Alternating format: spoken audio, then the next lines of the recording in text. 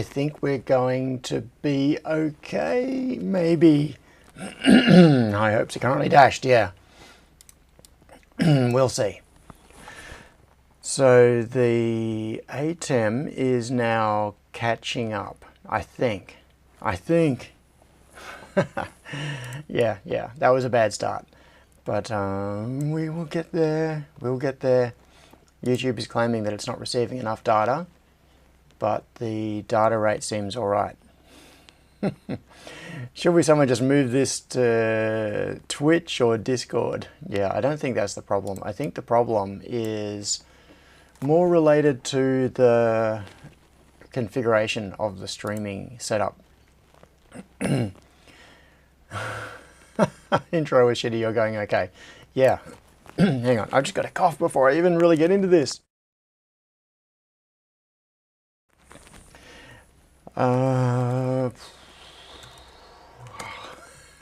Yes, I was doing some major reconfiguring. All right, I will tell you about that in just a moment. But first, I acknowledge the traditional owners of this land, the Whadjuk Noongar peoples. I pay my respects to their elders, past and present, and to Aboriginal elders and peoples from other communities who may be taking part in this live stream today. Right, so what I did was two things. Two things. So I got a, I had some XML sent to me by Jordan, who is very, very helpful, and with some information about reconfiguring the ATEM's streaming. So I've had a go at that, and right now it is running like a bit of a modified custom XML config thing that changes the bit rates. YouTube is still complaining about, oh hang on, more than one ingestion is using the primary URL. Send one stream to the primary ingestion and one... Okay, that's weird. It's like I've got two streams running at the same time now. I don't get it. But the other thing is... Oh, gotta fix my chair. The other thing is that I loaded up a wheelbarrow of money and sent it to Aussie Broadband to get 40 megabits a second upload. So I did a speed test this morning and I'm getting, like just before the stream, I was getting about 108 megabits a second download and about 39 megabits a second upload. Yeah. Yes. It says more than one ingestion is using the primary URL. I don't know what's going on. So there's some weird thing with the stream config still. YouTube RTMP is the setting. All right. Let's just hope that it's okay. So last week we were messing around with the Rotary encoder out of Plasma Steve's evening. Oh, right. Oh, and the other thing is the I'm getting an internal server error when I try to load TTS. So we got no TTS for now. Tabraze asked, would it be okay if I made a public announcement? Go for it. You are in the chat. You can say what you want to say. With that, it's amazing how dependent you become on tools. Once you start using something and it's taken away, it all goes out the window. The tool that I've become accustomed to is Mitchell's list of users in the TTS. So now I've got to scroll through the text to see it myself. So good morning to Gavin, Crispy and SK Photo Guy. Oh, SK Photo Guy says, good afternoon from cold and snowy Canada. Welcome, my Canadian friend. Mr. Fix-It in wet and rainy Portland, Oregon. I've never... Yeah. The only times I've been to Portland... I've been to Portland a few times, but it's only ever been in really good weather. I know that Portland has this reputation for kind of being wet and rainy, but I've never seen it. I must have just been at the wrong or the right time of year. Good morning, Sharky.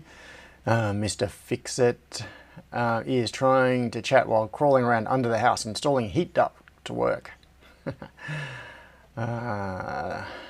Those sorts of jobs are horrible and painful, but later you will reap the benefits of the work that you're putting in. Michael Wires is here, Imi, Austin, who else? Scott, and Tabraze, Gerald, Stephen George, good morning, Stephen. Did I say, yeah, Scott, I did. Jack's Tech, good morning. Mitchell says, don't forget to show the streaming key on stream again. Yep. Okay, I'll make sure I show that in a moment. Where are we? Who else? Who have I missed? James Derrick is here as well. Paul Gray, good morning, Adelaide. I think oh, Henrik, good morning, Henrik. And Krish says, ping from India. Ping India. ICMP echo response from James.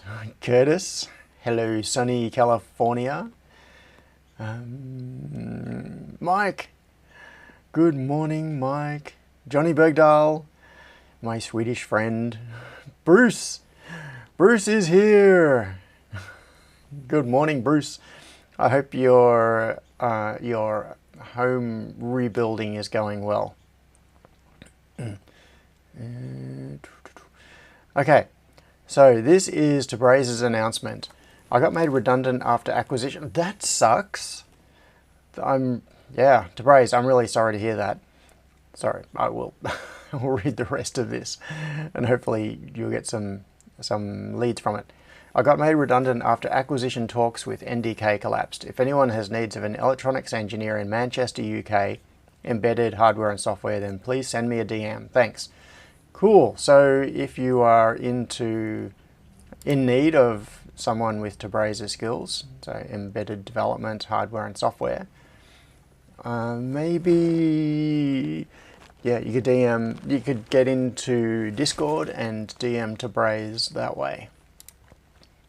I'm just going to try another reload on the better portal thing. Nope, still saying internal server error.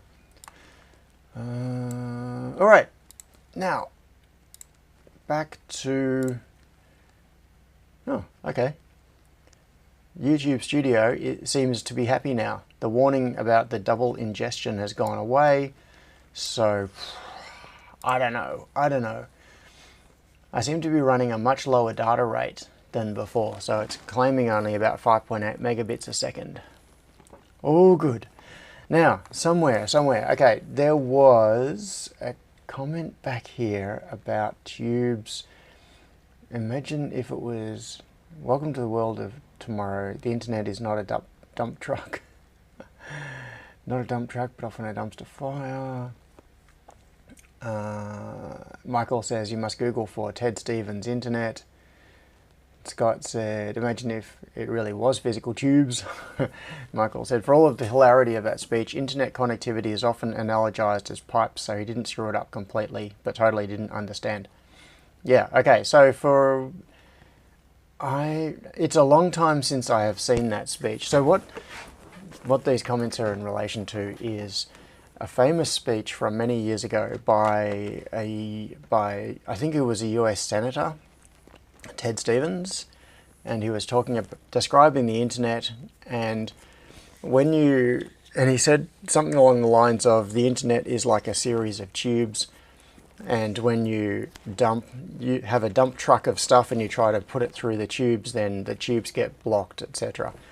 And it's been widely mocked as a speech that totally misunderstood the way the internet works and the way networks work.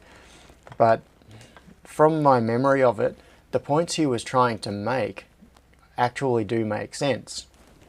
And he was a non-technical person trying to explain a very technical subject to other non-technical people and using analogies and language that made it seem kind of hilarious to people who actually are technical and understand what he was trying to explain. It just seemed quite ridiculous. So his speech was pretty widely mocked among nerds. But yeah, if you stop and listen to what he's saying, you can understand what he is trying to convey. It's just that it's being conveyed in a way that does not make a whole lot of sense. James says, I remember when the net of things were pneumatic tubes and vacuum pumps. Yeah, Bruce said, Bruce is Mr. Fix-It. Yes. So Bruce has a couple of different YouTube profiles, I guess, and has been, yeah, so if you have been talking to Mr. Fix-It, then you are also talking to Bruce. Bruce has doxed himself, so it's not me doing it. Yeah, vacuum pumps suck. Yes, they do. Hopefully they suck hard.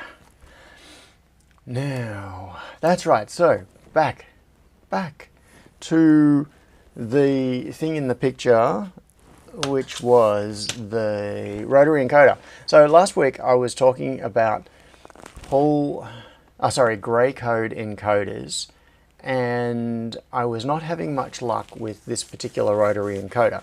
Oh, I forgot, I've got to turn on that camera over there. And yeah, so we talked about grey code and having single bit transitions on every movement of the system, so that you don't get multi-bit transitions which can then cause errors and has other problems. So you can't just use a regular binary code on the position sensing disk. You have to use a grey code system where you can transition through each of the bits or each of the, not quite a byte, it's kind of like a nibble. So technically I think a nibble is half a byte being 8 bits, a nibble is 4 bits. So a 4-bit grey code encoder is kind of a nibble. So if you're stepping through each of the bits in the nibble, you only ever have 1-bit transition at any one point. So I was having weird things happen when I tried to figure out the connections to the thing last time. And I'm going to, so after the stream, I disassembled that encoder and I figured out a whole bunch of stuff. And it's weird. So I'm going to show you what I found. And maybe someone can explain to me what the hell is going on with it. Because its output is not binary, but trinary. And yes, let's find this. Now, where did I put it? What was I writing the notes in last time? I don't know. I'm just going to go looking. Where did I... how would I do this? Okay, I'm going to search on my computer for encoder. What documents have got encoder in it? Encoder. 10 to the 4th, encoder. Rotary encoder. No. Encoder. No. I've gone totally blank on it. Somewhere on my computer, last week, I was writing notes. Your face is a little bit out of focus. No. Hang on, if I move closer, it'll be more out of focus if I move away. Okay. I think I have to get up really close to you. Is this better? I think it's much worse. All right, I'm going to go looking for this projects and no. I was writing notes. ASMR. No.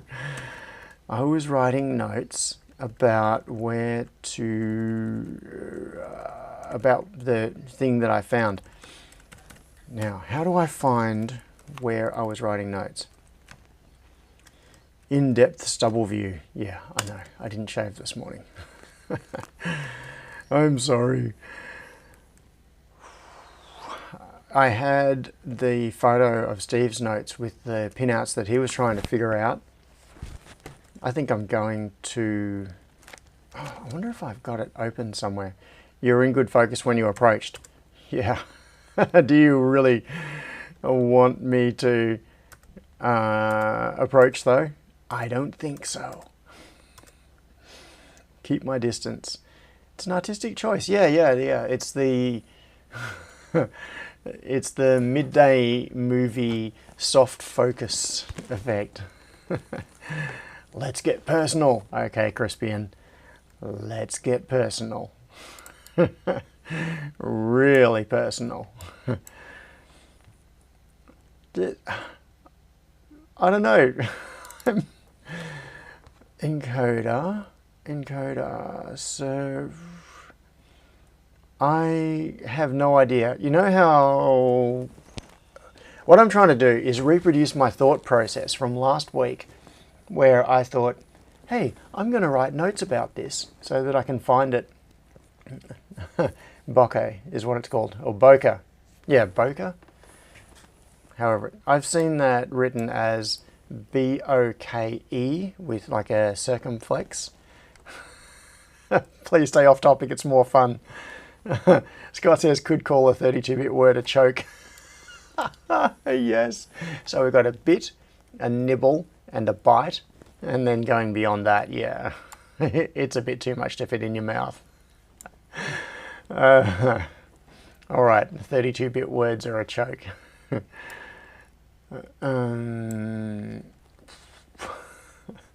Encoder. It was... No, I didn't say the word Mazak. What I'm trying to do is figure out... Last week, when I was sitting here and I said, I know, I'm going to write notes about what we're doing, and I opened a document and I started writing notes. Where the hell did I do it? What is the thought process that would have made me think, yes, that is a logical place to put those notes? I can't find it in my projects directory. It is not there. Is it in my home directory? No, it is not. Is it on my desktop? I don't know. It could be in a random place on my desktop. But in any case, yeah, it was a markdown document that I was editing in a text editor.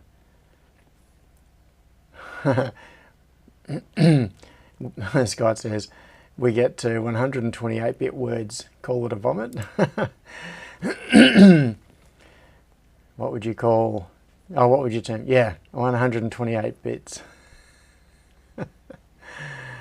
Oh, TTS is up. Awesome. Thank you, Mitchell. I'm going to hit reload. Reload. And TTS is loading. Logging in. Crispian, you're too soon. I had to log in first. I have to log in. Okay. It might actually say yours, depending on the timing. It is still catching up. It's now loading all of the messages. Mitchell says, TLDR, there was an odd case where the site wouldn't load randomly, was never able to identify why. Now I have. Ah, cool. So, a bit of debugging. Yeah, and Mitchell says you can manually play it as well. Right. But at the moment, it is just going through, like I'll show you. It is doing this. Oh, it's finally caught up. It was just sitting there going through all the messages. So, for those of you who haven't seen it... Miller said, making bets on how soon TTS dies again. No! Now that it's up, it's going to work. It's good. It'll be fine. See, so this is the list of people on the left and list of messages. Where was it? I'll do a event triggered QSA. Yeah, anyway. Check your recycle bin. Once had dealings with a salesman who thought that was where documents were archived to. Says Gavin. Yeah. I had that issue as well. I was once working on someone's computer, like helping try to fix some stuff, and their computer was, this was a long time ago. This is like 20 plus years ago. It was a Mac. They were a graphic designer. So this was back in the days of like 68040 Macs and that sort of thing, like System 7, maybe System 9, don't remember. And the computer, like in the days when hard disks were measured in megabytes, not gigabytes. And yeah, LCs says outside the box. Yeah, I can't remember what this particular computer was, but it was probably something like a Quadra. And the disk had run out of space, and he was having all sorts of problems. And the rubbish bin, I noticed that there was, actually I don't remember the details, but I do remember that my instinctive reaction was empty the rubbish bin. So I just did empty trash or whatever it is to clear up some space because I couldn't do anything on the computer because the disk was full. And I've just sort of been in the habit of empty trash as like a reflex thing. You just do it to stop stuff building up in the trash. And I did that. Turns out that he had a whole bunch of fonts stored in the trash. Not the cleverest place to use as your local font cache.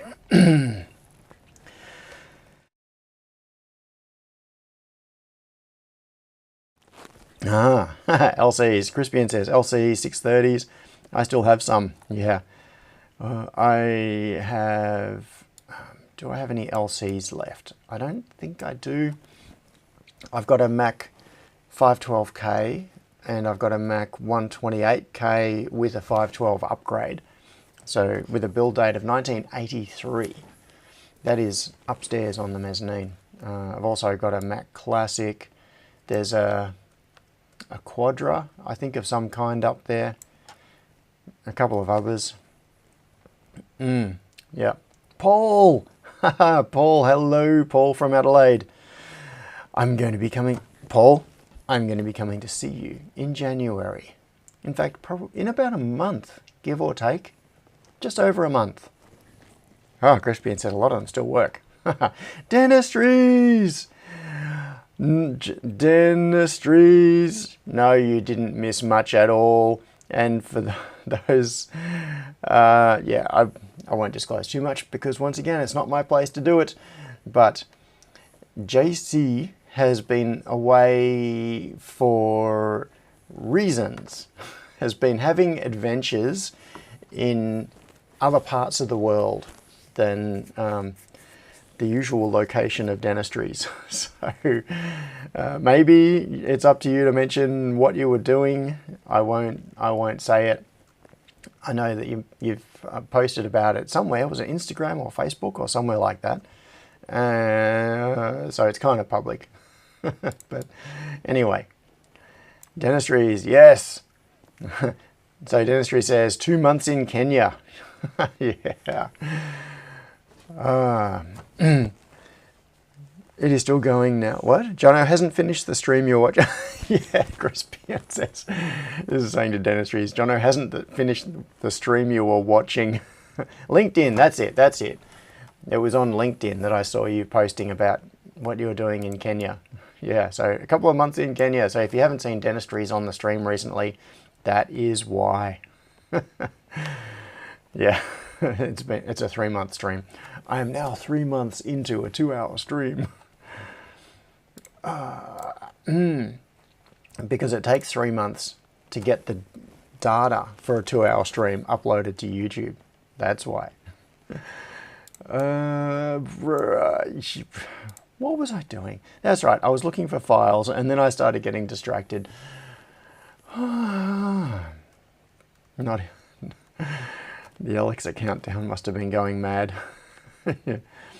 Outside the Box says, what is the longest running continuous stream anyone here knows about? That's a very good question. There are a number of streams. Oh, Gavin said, as an aside, are we talking barbecue this week, John? No, that was last week. So the next one is going to be in January. It will be, let me see, January the, hang on, second Sunday, it's the 12th. 12th. January the 12th will be the next barbecue. Yeah. Amy says, this is Jono live from 3 months ago. Yeah, I actually have like a beard that's about 6 inches long now, so that's how long it's grown. But you're still seeing me as I looked when I was 3 months younger. Jackstack says the lo-fi music girl stream. Yeah, and Paul, so this is talking about the longest streams ever. Paul asked a very relevant question, which is, do webcams count? Because there have been webcams that have run for years. I don't know about what the deal would... The thing is that with a webcam, you might have situations where the computer has been rebooted, like the computer that's been streaming has been rebooted, but the stream itself is still at the same URL and is still continuing, maybe with a few seconds. And yeah. Mitchell R said, I think the real question, 2020 V6 or 2025? January 1st starts with WTF. Aha Shat Wed, Thursday, Friday. Okay, so maybe it is 2020 V6. Well, let's just live in 2020 forever. That can be our place, our existence. The day the clock stopped. It was 2020, and we just have incremental versions of it. And live a better and better life every year since. Maybe. Oh, please no, says Crispian. All right. I really want to find my notes. It's annoying me kind of more significantly as time goes on, because I don't know. I don't know where I was making notes. I'm just having a look now in my home directory. It's not there. Oh, I've got a disk image of OpenPNP from years ago. What is that still doing there? RM.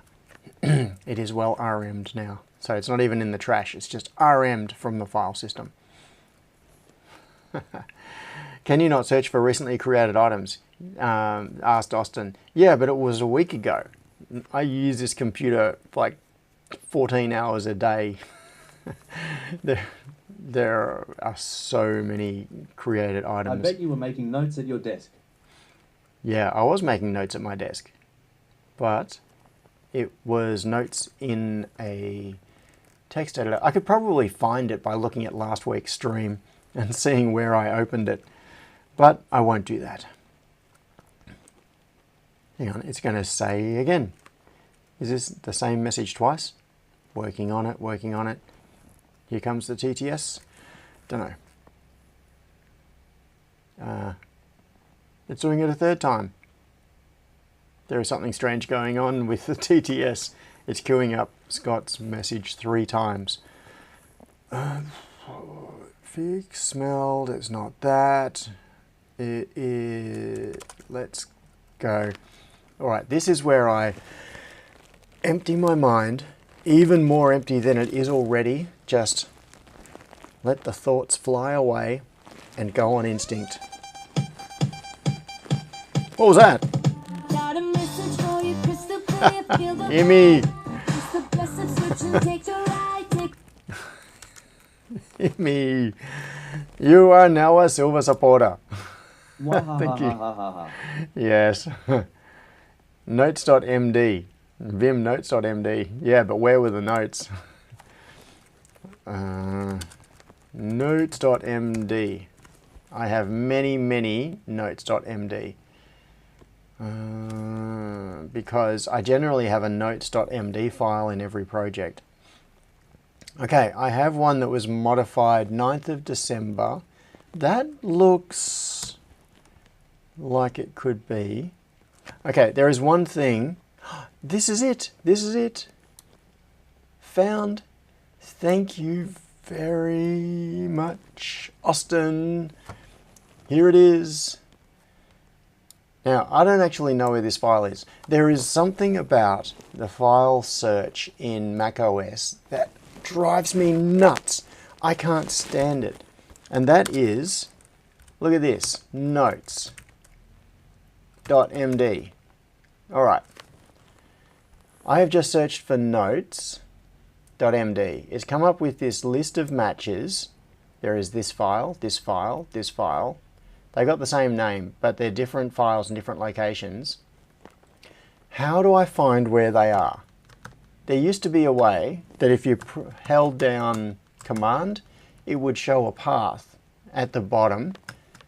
They've taken that feature away. Like, this is pressing Command. The path is no longer shown. And even when it was shown, it would show the start of the path, but there was no way to see the rest of it, so you couldn't find the file. And then, let's see, if I right click on it, it does share. But what I should be able to do is like open in folder or something. So you can find, they've done everything they can to hide the file system from you. And I want to see the friggin' file system. To praise with an answer. Here it comes. Okay, so this file, like I can select each of these files. Will usually open in the path where it's currently saved. Yes, to praise. That is a good suggestion. And usually, if you right click, see here, if you right click on the name here, clients MJD. Oh, okay, that's where I put it from McDonald Engineering. Okay, so I've stored it there. This is the path. So once you've opened the file, you can find its path. But if I've got a list of search results, how do I find where any of these are? Look at this. The only reason I opened that one is that it had the modification date of last Sunday, and so it seemed to be the obvious candidate. But if I want to know where that file is, how... Just like show me the path to the file. Don't give me some context. At least let me like right click and go get info or something on it, or very annoying, very annoying. Yeah. Austin's got the path. Yep. Yeah, Gerald says, I love my Mac, but the file system obfuscation drives me nuts. Yeah. Stupidification, says Gerald. Yeah. Scott Miller said, they're reverting to the pre-OS X days. Yeah. The whole... Austin's_creations said, at Austin's_creations. The whole idea of hiding the file system. Many years ago, Microsoft tried to go down this path with a database-based file system, and everybody hated it and they backed away from it. And the idea was you shouldn't need to know about the file system on your computer. You should just have things available in the context that you are using them. Like if you open a word processor, all of your word processing documents should be there. But I want structure. I want to store things. I want to file things in locations so that I can find them. And so that when I have 50 different files called notes.md, it's not the name of the file that matters. That's not how I differentiate it. It's the location and the context. It's the fact that I have a notes file inside every single project I've ever done, almost. And it's the context of the project which is encapsulated by the folder. So don't take away my file system, Apple. That's just stupid. Yeah, Paul says, Unix philosophy, everything is a file. Apple philosophy, let's hide the file system. Yes. Oh, Gavin says, what did that little show more in the top right do? Okay, let's find out. That's a good question. Show more. I think that is just opening. Oh yeah, what that does is open it in a Finder window, which is like a smart search result. And then it just has a list. Like, look at all this. These are all notes files that I have. Yeah, different capitalization. That's not good. But anyway, okay, now if I right click that, show in enclosing folder. Okay, so I could do that. This is the most recent one. If I now go show in enclosing folder, it'll open the folder. And another one. Crispian is now also a silver supporter. Thank you very much. Yes, thanks, Imi, for making Crispian a supporter. File open. An SQL error occurred. Right. That's what it's like. All right. So yes, the more info. That was a good suggestion. Oh, yeah, James says, wait until macOS is replaced with iOS. I know. The appification of the world is... Mitchell R. said, MJD was the folder. Yeah, MJD. Thanks, Mitchell. Yeah, the appification of the world. It annoys me. So here we've got some updated notes. So these notes I updated. My formatting is not good. Let's fix some formatting here. Add a couple of double spaces at the end of the lines, which forces line breaks in Markdown. And yes, this should be a table. But one thing I don't like about Markdown markup is the way tables are done. I just find it kind of strange and confusing.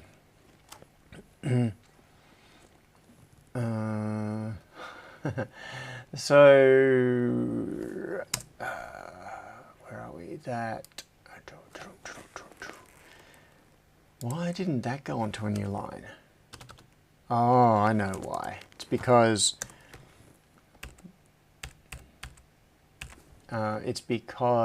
Markdown is being a bit more pedantic about the markup. I think in most systems you can use like a double equals in front of something to do it, but yeah, let's do it this way. Unknown. And if you've been reading ahead, you'll see in my notes here something strange related to the trinary output. Oh, purple 24 volt. Yeah, okay. Header number 2. Ah, okay. So I can do that instead of that. All right, I should have been using... Let's do that. It looks neater, I think. Takes up... Oop, yeah, I'll fix that. Takes up less. Yeah, that's cool. Okie dokie. Thanks, James. That's better. Now, the weird thing, and I wonder if I can make this, I'll make it a code block. Nope, it doesn't like that. Let's undo the code block. Enough messing around with Markdown syntax. The important thing is, look at this. Midpoint of encoder outputs. And red, swing, -9, 0, +9 volts. Yes, who said enshittification? Ah yes, it was Crispian. That's right, the enshittification of technology is well in progress. Now, I was messing around with this encoder, trying to figure out the FT1 to FT4 outputs as the 4 bits of the grey code encoding, and I was doing this with a multimeter. So I just had a multimeter connected to the different things. I was turning the encoder, and the numbers I was getting out of it made no sense, because I thought, okay, this is the common, and now if I connect onto here, if I turn it, I am getting pulses that go high, and then if I do between this and this one, then I get pulses. But it made no sense, because sometimes I would get positive values between two pins, and sometimes I get negative values. And I kept thinking, I don't know which one is like the ground reference. And so what I did is I pulled it apart. And it turns out that it is a Tanagawa brand. I think it's Tanagawa. Let's see. Tanagawa encoder. Oh, Tamagawa. Yeah. Okay, here we go. So this is the company that makes this particular encoder. So this encoder would be, I was talking to Steve about this yesterday. He thinks probably 35 years old. Encoder, single turn, multi-turn. Yeah. So this company makes very expensive, very high-end encoders. The one that I've got here on the bench that came out of the Mazak lathe is nothing like any of the current models. So, and it's so old that there is just zero information about it online. So we really can't derive very much from looking at existing models and then trying to extrapolate backwards and figure out what it would have been doing, because the technology has changed so dramatically in the 35 odd years since this encoder was made. The end result is that after the conversation yesterday, Steve and I have decided that what we're going to do is replace the encoder. The original plan was to leave the encoder in the machine, use the existing encoder, and build an interface circuit to link to it, and then have that report back to Linux CNC so that it could set the position of the turret for loading tools. Crispian says, sounds like a Star Trek reference. Yeah.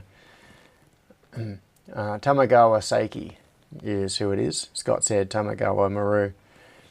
Paul Schultz asked pre-internet. Yeah, exactly. Austin says ternary is normally 0, VDD on 2, and VDD. Yeah, but this is weirder than that. This is somehow generating negative voltages relative to the input voltage. Yeah, Damok and Jalad at Tanagra.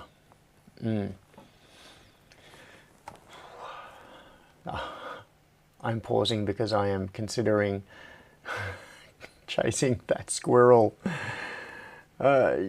Something that I have never got my head around.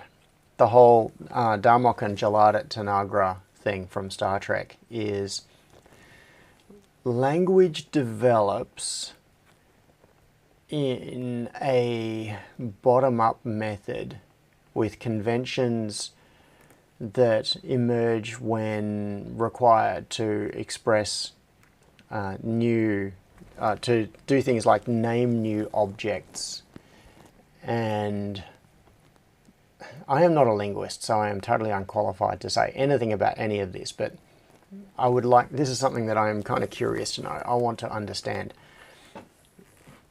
how does a language structure develop that only speaks in, yeah, Michael says it was a language based on metaphor. Yeah, his arms wide open. Scott says, but how was the first phrase invented? That's exactly the point I'm getting at. So language develops. Say there is a new thing that is discovered or invented, and we need a noun to attach a label to that thing. Then through some process, there will be a convention of what do we call this new thing. And so nouns are like the basic building blocks of language, and they are the objects around us. They identify things. So so those sorts of things can evolve over time. And then language is a series of building blocks that grows in complexity and builds on the lower layers. But if you have a language that is only metaphor, a metaphor is a layer of abstraction. It is not directly describing the thing that you want to describe. It is using something else to represent that thing. So how do you have a language evolve from nothing to being based on metaphors when you need the thing that the metaphor is referencing in order to exist? It's a whole chicken and egg situation where which comes first? And yes, I know there are the whole chicken and egg thing, I think, has been largely resolved from a biological and evolutionary perspective. That's not the point. Yes, Scott says, how do you name a thing if you don't yet have a word for thing? You don't need to. You don't need a word for thing. So thing is an abstraction. It is a catch-all that is a way of describing a collection of words. It's not a specific. So you start with very specifics, like you come up with a word for a rock, and you say, rock.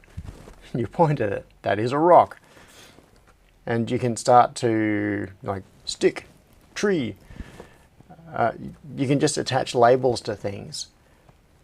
And then, when I said the word things, and then you get increasing layers of abstraction building up on it. Anyway, Crispian says, the egg was first as the dinosaurs weren't chickens and had eggs.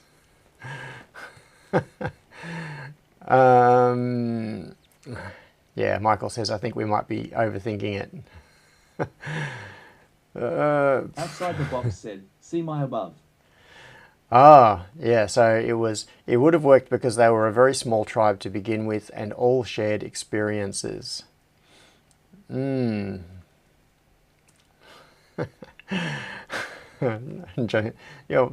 Yes, so you could consider the individuals within the tribe to be elements, the collective elements of... Squirrel, squirrel, squirrel, squirrel, squirrel. I know, it is a squirrel, but it's a fun squirrel. You could consider the individuals within the tribe to form the collective, and the collective is the tribe, which has experiences. So therefore, you could reference those experiences metaphorically. Yeah, and then build it up from that way. And then as the tribe grew and split, potentially, there would be divergence in experiences. So to have communication between between different tribes, they would need to have some shared experiences or references to experiences they haven't shared, which they could reference by metaphor.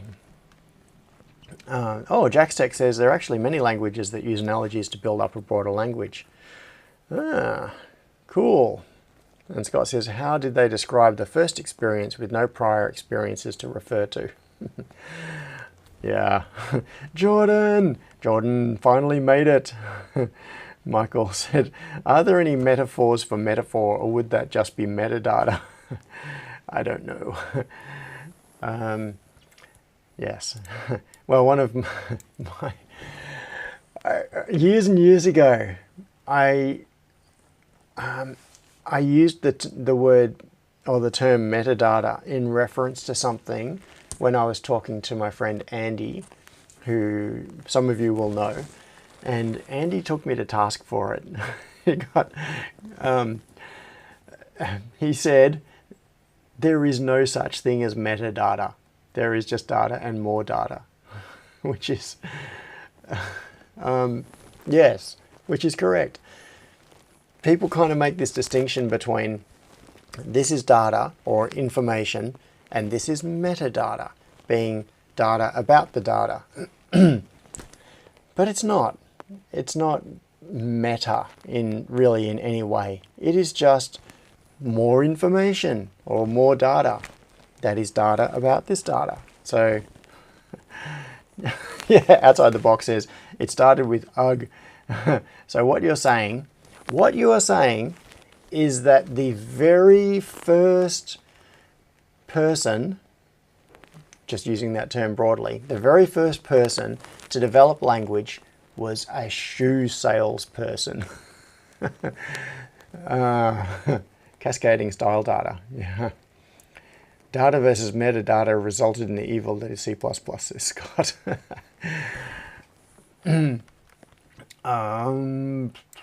Yeah. So we can ascribe the existence of civilization and communication within humanity to people trying to sell shoes. C equals 1, C++, C equals 2. Right, Michael. Now, encoders. Encoders. Jacksec says, oh yeah, so this is the definition, and I understand this. Information is organized data. Metadata is data that describes how the data was organized into information.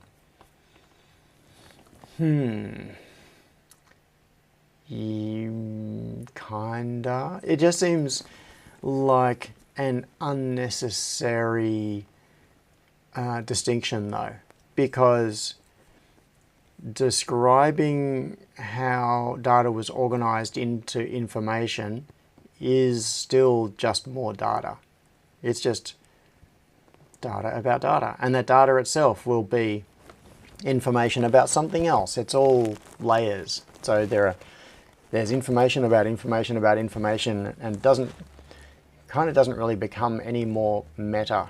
It's just layers of summarization and extracting data. So Jacksec says it is a definition from library science. Okay, well, in terms of organizing information, librarians are the bomb. They are where it's at. So I defer to their vastly superior knowledge and expertise in that field. Scott says, Data was an irritating android. Data was an irritating android, Scott says. Jacksec says, metadata is a secondary source, whereas data is primary. Okay. So, if you... Yeah, I know, but that only gives you 2 levels. And there are kind of infinite levels. There are... Yes. To me, it just seems like... it just seems like an unnecessary distinction. It's like saying information at this point is metadata, below this point is data. And then there could be other information about how the metadata was collated. Is that metadata? I don't know. It's Austin says just keep the data in a tesseract. Yes, let's have all the dimensions, every one of them. Which came first, the XML or the DTD? Yeah, who knows? Metadata data and metadata. The point is, I don't know what the point is. I have no clue. Okay, so Tabraze is about to say, Data is what you're interested in. Meta is the collective term for the stuff you're not directly interested in. yeah, okay. Yeah, that is kind of another good way of putting it, I think. So the data is what you're interested in, or what you're measuring. The metadata you're not really interested in, but it is about the thing. So, okay, I think part of the reason that Andy was I'm trying to think of the word, annoyed by the use of the term metadata is the way that it was being used. This was a few years ago, and I think there was a lot of context in relation to privacy and disclosure of information directly versus indirectly. And for example, the classic, okay, so a good example is collection of information about text messages from mobile phones or phone calls. Okay, here's the good example. I think this is actually what sparked the discussion, was the question of law enforcement collecting information about phone calls that people are making and how intrusive it is. So if, for example, law enforcement could have access to all of your phone calls, like the voice recordings of the phone calls, and the contents of all of your text messages. Just another name for Zuckerberg's crap. Yeah, it is actually. So and everybody would say, oh, no, we can't have that. We can't have all of our voice recordings, all our phone calls, all of our text messages just recorded indefinitely and accessible to law enforcement. That is a huge breach of privacy. And then it was restructured as, no, we're not keeping your data. We are just looking at metadata, which is information, like we're not listening to your phone call. It's just the data about the phone call. It is when the phone call was made and how long it was and who the call was to and who the text message was to. We can't read your text message. All we know is the metadata about the text message. So that's perfectly safe. We're not invading your privacy at all. No, all we know is who you are sending text messages to and when. But the thing is that using data and metadata as that distinction is disingenuous, because it is making it seem like you are not invading privacy when in fact you are invading privacy to a great degree. Because if you have information about who is contacting who, how long phone calls are, and when text messages are sent, you can build an awful lot of information about that. You can build a social graph and a relationship, well, which is essentially a relationship graph between all of these nodes, and you can see who is associating with who, how frequently, and build up a lot of information, like actual information and knowledge about those people without invading their privacy. But you are invading their privacy because it's metadata. Anyway, yeah. Michael says, metadata can be data about another data set, but there can be metadata about that data, so it's infinitely recursive. Right. Yes. Yeah. Oh, that's right. JaxTech said, to take it back to an example you used ages ago, power usage monitoring can tell you how someone moves about in a house. Yes, exactly. So I am going to retell this story because it is a couple of years, I think a few years since I've told this story. And it is a very interesting one. It is directly related to this. Many years ago at IVT, so my software company, we were working on a project for Meta Squirrel Stream. Yeah. Okay, we were working on a project for a client that was building Meta Squirrel Stream energy monitoring devices attached to building management systems, so BMSs, for schools. That was their primary use case. What they would do is install these devices inside the switchboards in schools, and they would do things like measure whether power was being used in different classrooms and stadiums and all those sorts of things, so that they could optimize their energy usage, and they could make sure that lights were being turned off when the school was closed and all of that sort of thing. So as part of the process of doing the development on this, so we didn't do any of the hardware for that project. We did the database, which acquired all the data. So the data was being sent to us.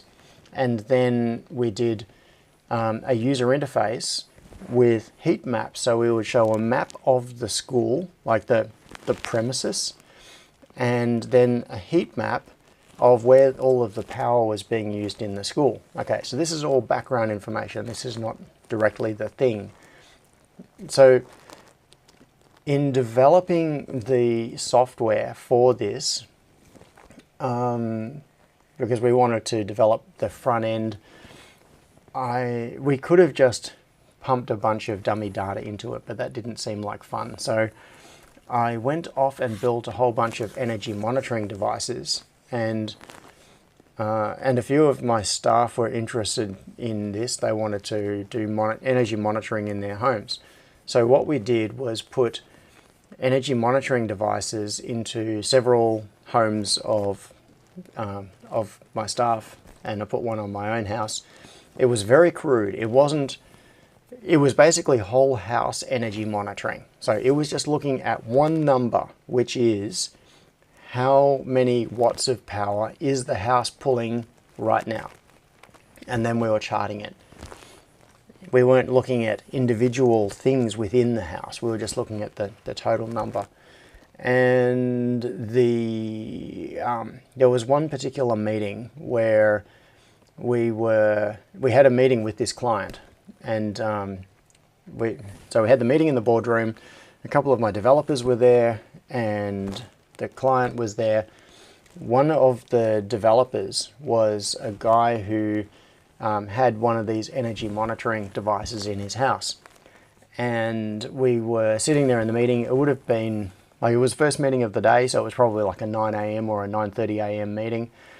And we were sitting there in the boardroom with the data up on the projector, watching the live data from his house. And while we were there talking, we saw the energy usage jump up by like 100 watts or whatever it was. And then, 15 or 20 seconds later, the energy usage jumped up by like 2 kilowatts. And we could see these little steps in the chart as we were watching the real-time data feed. And the developer, Matt, said, "Oh, look, my wife has just got home from dropping off the kids, and she turned on the light in the passage, and now she's turned on the kettle to make a cup of tea." And we could tell all of this just by watching one number, which was the overall power usage of the house. And we knew that she had gone through the passageway, turned on the light, and then gone into the kitchen and turned on the kettle. So we knew she was in the kitchen making a cup of tea. So that is the sort of degree of intrusive monitoring that you can achieve, even with very, very crude, what most people would call metadata, which is just high-level summaries. Crispian says, "Didn't know but deducted." That is correct. Yes, we deducted based on that number, that was what was happening.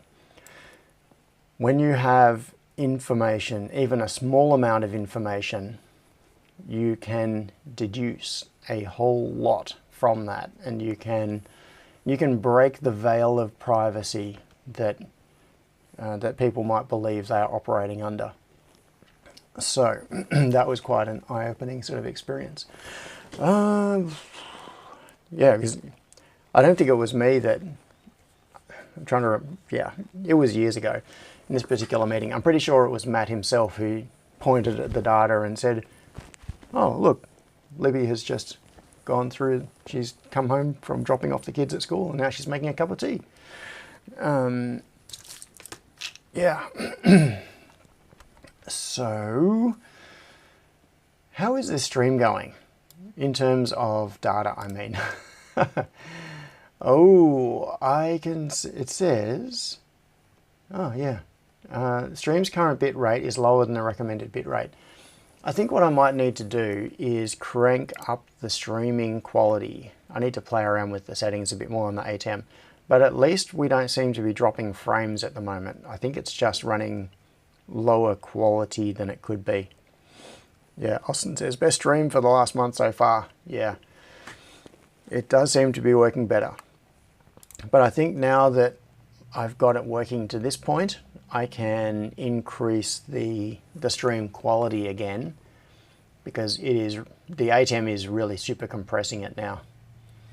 Move about more. Maybe that's a problem. Make the compression algorithm work harder. Yeah, that's actually a good point, because this screen has been very static. The compression on it would be excellent. It's only the bit down in the corner where I am that has been changing, so the compression algorithms would be just sitting back on the couch, drinking a daiquiri, and relaxing, with most of the screen being static. More P-frames, says Michael. Yeah, yeah, that's right. Make it. Maybe if I do a few, let's make it do this. Oh, Tom's here. Awesome. Here to work on his car. So yeah, if we do this a couple of times, maybe. Oh, the data rate has gone up. It actually went up to about 5 megabits per second. That's all right. You can come through. So moving away from this fixed screen did actually affect the compression rate on the stream. And if I do this, will go from 2.5 megabits a second. It's now climbing. It's now up around 5 megabits a second, and still climbing, coming off this camera. All right, let's have a look. Henrik, you're back? Time for a walk around with the camera. It says outside the box. No, I won't. Yeah, it's stabilizing at just over 5 megabits a second on the... Hello, I'm back. On this. This was doing more than 20 megabits a second previously. Crispian says, I still haven't seen Tom since he was 30 centimeters long. yeah, he was little. Now he's big. Okay, I was going to say to the bat cave. I'll say to the bat bench over here. Let's see what the data rate does here. 5.5 megabits a second. Yeah, anyway. So now we've got, we're starting to make it work a little bit more. 6 megabits a second of data. Now, that is slightly out of focus, but I'm going to get some zoom happening, and then I'm going to refocus, because I want to show you what's going on inside this encoder. Zoom, and then focus assist is doing its thing. It'll jump back out in a moment. In the meantime, enjoy this close-up view. So this is the inside of the encoder. Last week what I was doing was trying to work entirely from the external interface, just looking at the connector, looking at the color codes, figuring out what goes where, and treating it like a black box.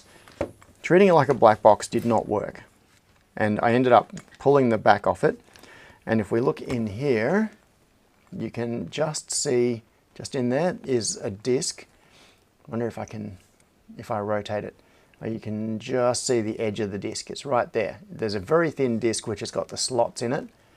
If I turn it, you can just sort of see some things happening in there.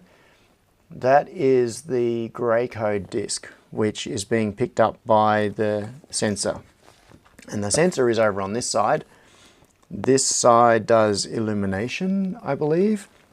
And then there is a sort of like a chip. It's a DIP format package that is just below the disc, which is the sensor. That's what's outputting, and that's just in this area here. So these black and red leads that you see here, those are going to the illumination thing here. And then just down here are the 2 rows of connections for the sensor, which is under the disc. And there is a shield, like an optical shield, that goes across there as well to block out part of it. That is where all of the pickup is happening. And then the rest of this is magic. What we've got over here is a power supply, so voltage regulator. This is a 78010 AP regulator, which is a linear regulator with a 10 volt output. And it just follows the standard 7/8 series type pinouts. So we've got in, common and out. So the input voltage here is the supply that comes in from the cable, common, which is the ground reference, and out. But there are some other weird things going on in here. So the first comment to make is this is a very, very well engineered device. And they've obviously put a lot of thought into making this as robust and accurate as possible.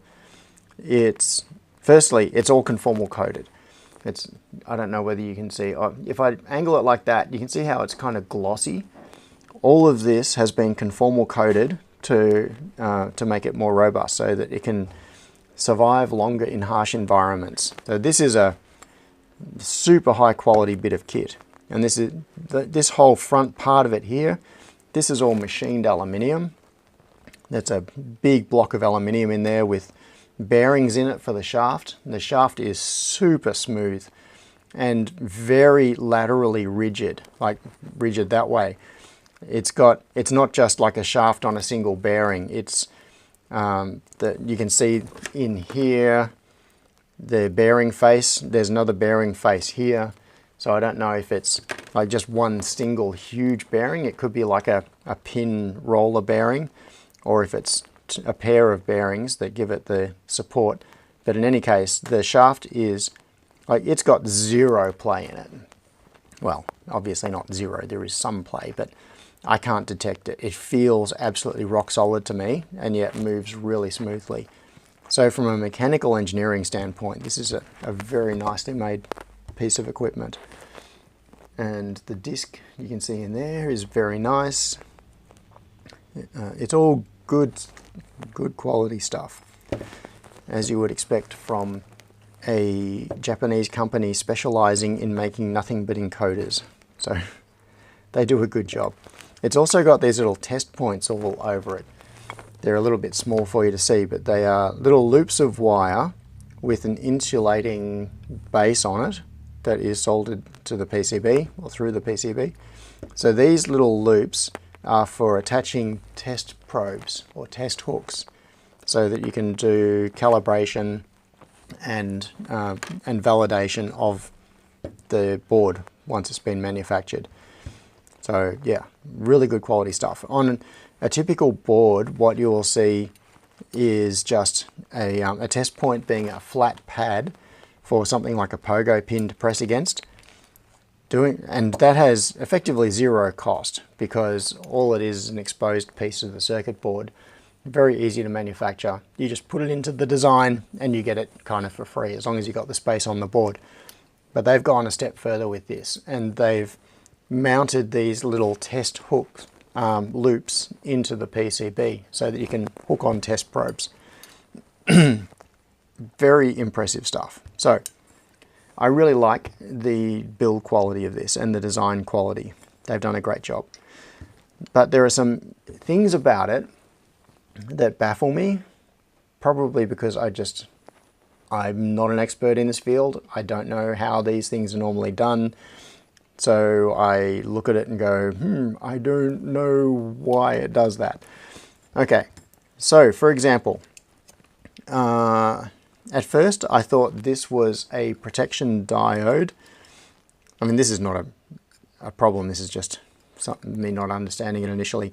My first thought was this is a protection diode because it's connected to the voltage regulator and it's polarized, but it turns out that that's actually a capacitor. I think it's, yeah, so that's just a high frequency capacitor that is across the voltage regulator. And this thing down here is a diode, but this protection diode seems to be in the ground lead. Now the usual arrangement when you have a polarity protection diode is that you connect 0 volts / ground together. So you've got 0 volts coming in from your power source going to the 0 volt reference on your voltage regulator, and then you bring in positive, you run it through a forward biased diode so that it conducts in the forward direction, and then you send that to the input of your voltage regulator. What they've done with this one is a little bit backwards. This diode seems to be in the ground connection to the voltage regulator. So it's like having the polarity protection diode on the return side, not on the input side. Not that that makes a difference in many respects in terms of, because people have this concept that positive voltage is something and 0 voltage is nothing. It doesn't work that way. It's not like the presence and absence of something.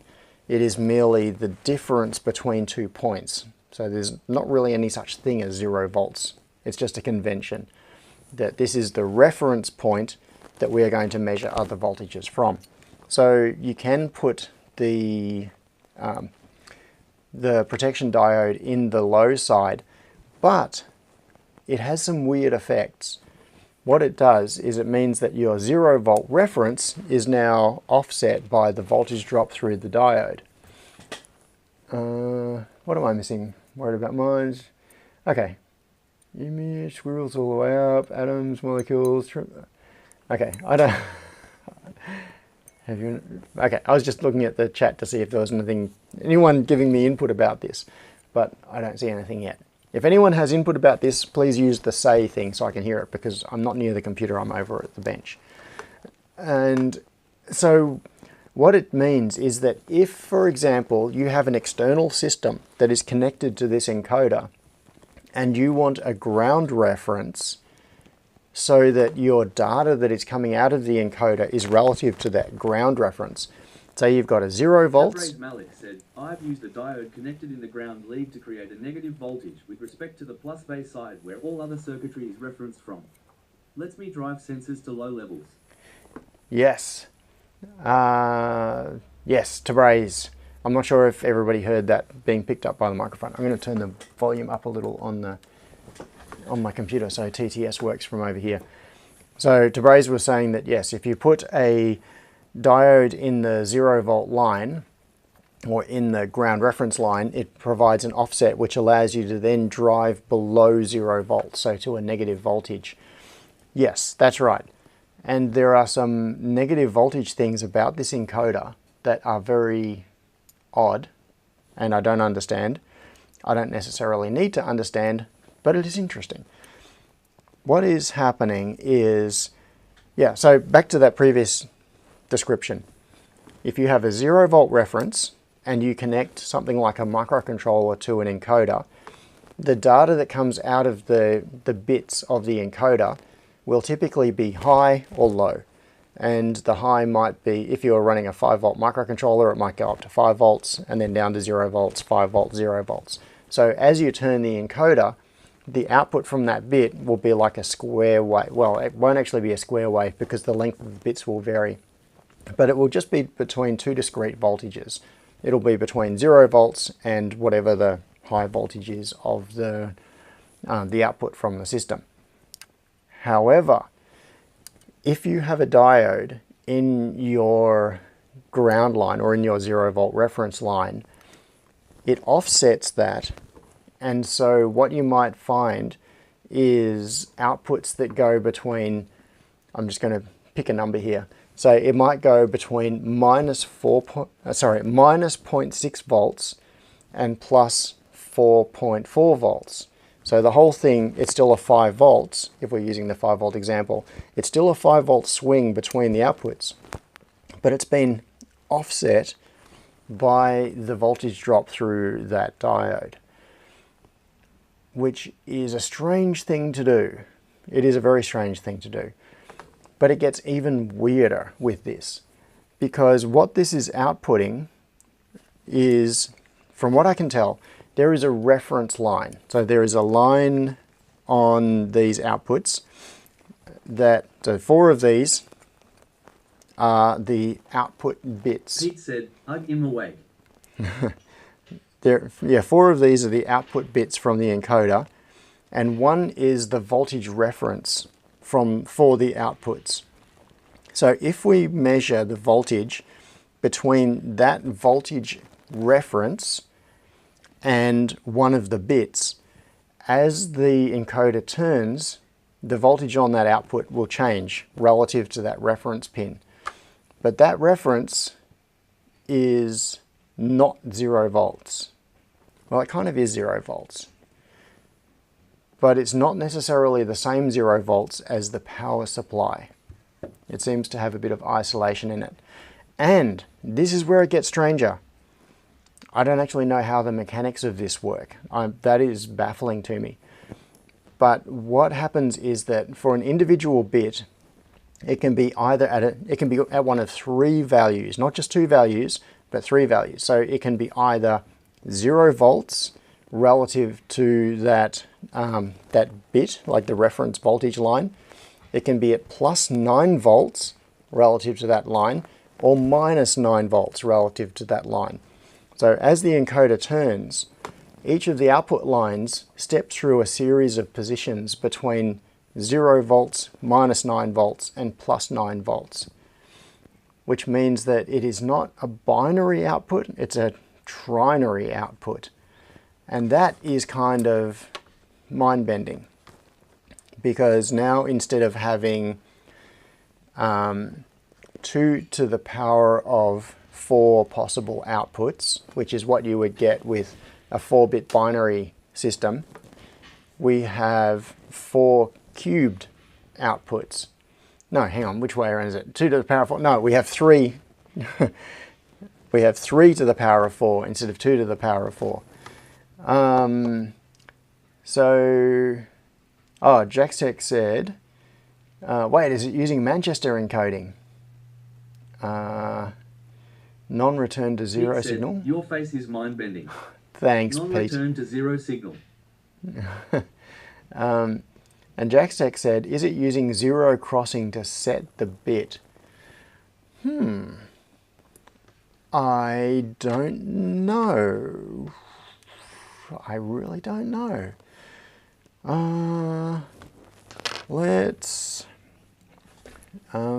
Do I have that turned on? Yeah, hang on, I'm just going to boot my scope and turn on the power supply. Things I should have done already, because now the TLDR of all of this is that, talking to Steve yesterday, we decided that we are not going to try to build an interface circuit to work with this, because we don't need the level of accuracy that this system, well, not accuracy. Austins_creations said, what is the big silk number hidden by the light source wires? Oh, big silk number hidden by light source wires. Oh, right, I see what you mean. There we go. It is AU5281 or I. It's ambiguous. AU5281 or I. I think it's 8I, but I could be wrong. It's a sans serif font, which makes that ambiguous. Yeah. If that is any use to you, Austin, if you're wanting to look that up. And it is Tamagawa is the brand of the encoder. CO2, CO3. Yeah, instead of just calling it C2 and C3, it's CO2. They've got leading zeros on their part designators. Weird. So I think what's happening is that they are generating voltage offsets in here somehow. I haven't even looked up what these chips are. I don't know how this circuit is working. All I've seen is how it is behaving. And I believe, let's see, that one is on black. I've got to make sure I connect the right things. So let's have a quick look at, can we see the disc again? Okay, I will show you that. In fact, I might even try to get it under the microscope. But to do that, I need, all right, to do that, I need power for the microscope, which means I need a battery charger, a phone charger, and that got taken to charge someone's phone. Where did it go? I will try to get the microscope up and running so I can show you the disc in detail. Or failing that, I will try to zoom way in with the overhead camera, and we'll see if we can do it that way. I don't know where the phone charger ended up. Yeah, okay. So back to notes here. All right. So power and midpoint of encoder outputs. So purple, which is on pin A, is plus 24 volts. It doesn't actually need plus 24 volts as far as I can see. Hang on. You're staring at my ugly face instead of at the interesting data. Yeah, so plus 24 volts nominally. I think the machine, pretty much everything on this Mazak lathe runs at 24 volts, the logic, other than like the big motors and everything, of course, which are huge. But the control system uses 24 volt signaling pretty much everywhere. So 24 volts goes into the thing, but then as we saw, it goes into that linear regulator, and we can probably, which is a 10 volt regulator, we could probably give it like 12 bucks or something, 12 volts, and it would still work. But anyway, up to 24 volts on purple on pin A. Then we've got N, which is the black, which is the midpoint of encoder outputs, which I think is all, and then we've got white and grey. These are ground for the power supply side of it. So the black lead, which I've got, which is on pin N, I've got marked here as midpoint of encoder outputs. So that's like the 0 volt reference output for the encoders. It is not the ground input for the device. So white and grey, there are two ground connections. So white and grey actually go to the same pin. They both go to pin T. And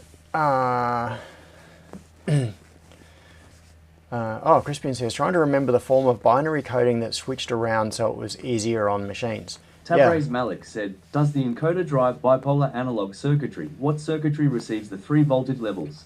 Well, that's the question. This sensor was originally plugged into the Mazak controller, which has since been scrapped. So this machine has been gutted. The original control system is gone, and it is in the process of being replaced by a Linux CNC based system. So the whole machine has been rewired, and what we're just trying to do is reuse existing sensors and things where they are and replace them if necessary. So this is one of those situations where replacing is going to be necessary. And as Bruce said, you can buy an Omron 1000 PPR encoder for around 25 bucks US. Yeah, so exactly. Bruce says that is what I use on my lathe. Cool. Okay, good to know. Yeah, so the actual application for this is position encoding on the tool changing turret. And so the turret rotates to move to a different tool position, and the thing is, it doesn't have to be super accurate because the tools have a tapered mount and they get sucked in, like they get pulled in with a pneumatic, it's like a fork, with a pneumatic mechanism that positions the tool inside the tool holder extremely accurately. So all we have to do is get the position of the turret close enough that it can grab the tool, and then it will be pulled into its accurately aligned position. So the accuracy of the placement of the tools is based on the physical structure of the machine. It's not based on the accuracy of the encoder. The encoder is only used to get it approximately into the right place so that it can engage with the mechanism. And then the mechanism is what is accurate. So yeah, and as Bruce said, since you are using a modern board, use a modern encoder. Exactly, that's what we're going to do. So we were talking about this yesterday. We came to the conclusion that what we're going to do is just buy a new encoder. It'll be much easier to interface with. We won't have to deal with plus and minus 9 volt signals. Yes, John Whip says, grey code rotary encoder gives absolute position, so no zeroing of position once calibrated. Yeah, and Crispian said something similar. Where are we? Oh no, it was Paul. Paul Gray said, grey code only only 1 bit at a time changes. Exactly. So that was that was mostly what I was talking about last week, was going through the whole grey code structure and how it's different to regular binary code. So you only ever have 1 bit transition at a time.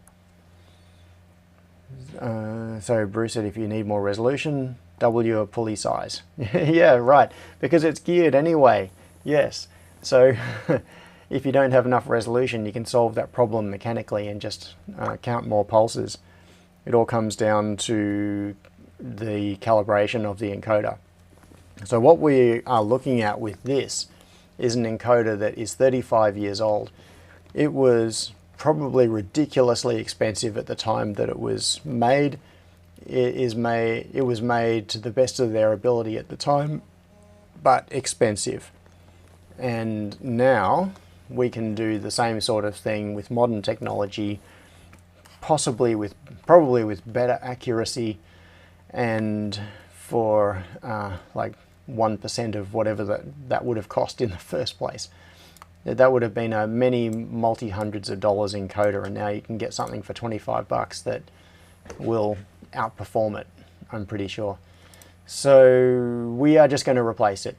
But that doesn't stop me from being interested in seeing what is going on with this one and trying to understand it, because that is how I learn, figuring things out. Crispin, yes, that was an unfortunate typo. Yeah. So I'm going to power this up. What do I want? Okay, I want ground on white and grey. I want positive on purple, and then I'm going to use black for the encoder output reference, and then I'm going to look at one of the 4 bits of the encoder output. So yes, it was an unfortunate typo, but a funny one.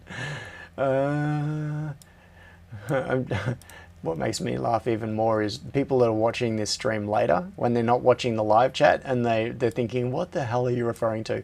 I am not going to say the typo. Austin's_creations said, I'm gonna send a document.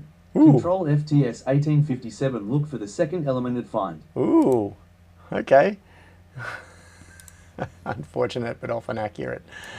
Yeah, so this is the link that Austin just sent. I want to get on with connecting this up.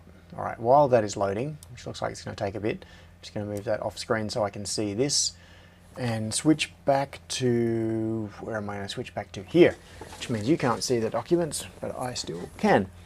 Now, I want ground, my power supplies. What am I going to send it? I'll send it, say, 16 volts. I need I need a power supply cable with alligator clips. And what did I plug in here? So purple is plus 24 volts, which is currently going to this green one. So this one I'm going to connect to positive. Austin's_creations said, that document will tell you how to hook it up. Spoiler alert. But then we don't get the pleasure of figuring it out for ourselves. Okay, so that one there, which is black, that is ground for... No, it's not. Yes, it is. That black one. This this black one here is ground for the main power supply. So I'll connect that up. So we should now have power connected to power up the encoder through here.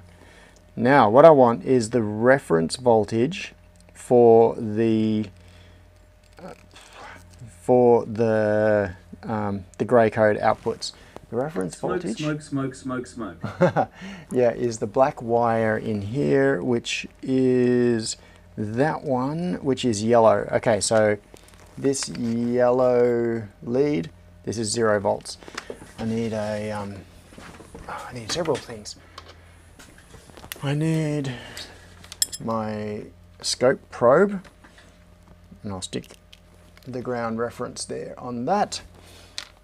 And I need to zoom the scale out on my scope. I also need to bring it up on screen so I can show it to you in a moment. And what was its IP? There we go. Rigol, web control, there. Okay, so this is the live scope display. I've got it set to 5 volts a division because it's going to go like plus and minus 9 volts on here. But before we start playing around with that, I'm going to get back to here and hook it up. All right, so the other lead, which is not currently going anywhere, this one, this is connected to one of the bits coming out of the encoder. So I'm going to hook that up somehow. How can I do that without being too nasty to this probe? I think I'm just going to put an alligator clip straight on the end of it. That is that feels kind of wrong, but oh well, it should work. Oh yeah, that's right. And people were wanting to see the disc. I will see if we can do that later. All right, I've just turned it on, and 0.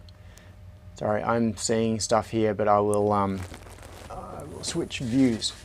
Okay, before I switch views, what I have got is the oscilloscope connected to one of the outputs coming from here, one of the bits.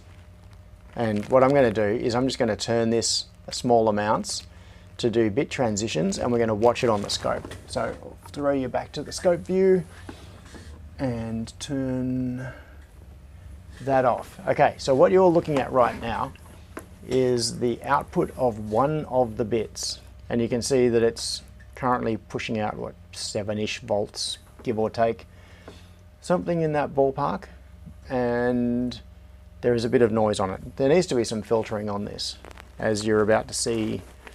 There are probably bias connections and things. So I just moved the disc a little, and it is nominally 0 volts at this point. There is noise being picked up, but it is noise kind of around the 0 volt point. And then if I keep turning the disc a little bit more, turning it slowly, come on, there we go. So it's now jumped up. So there is noise superimposed on the signal, but we're, that's a very slow time base. But what we're seeing is still, it's like 8-9 volts-ish nominal around there, and I'm still turning the disc in the same direction. I'm turning it very slowly. Now it's dropped back down to 0, and I'll keep turning it a little bit more. The intervals between the transitions vary because of the way the grey code structure works. It's not like binary where the rate is constant. It is, oh, there we go, it's gone high again. So it went from low to 0 to high to 0 to high. I'm still turning in the same direction. It's gone back to 0, still 0. Keep turning, now it's gone high again, and back to 0 after a very short time, back to high again. So this is a very rapid transitions happening at this point in the cycle. Low again, and now it's gone low. See, so we're now down to minus 7-ish volts, and then back to 0, and then I'll keep turning, and then back to low, and then 0, and then low, and then whoop, 0, and then high.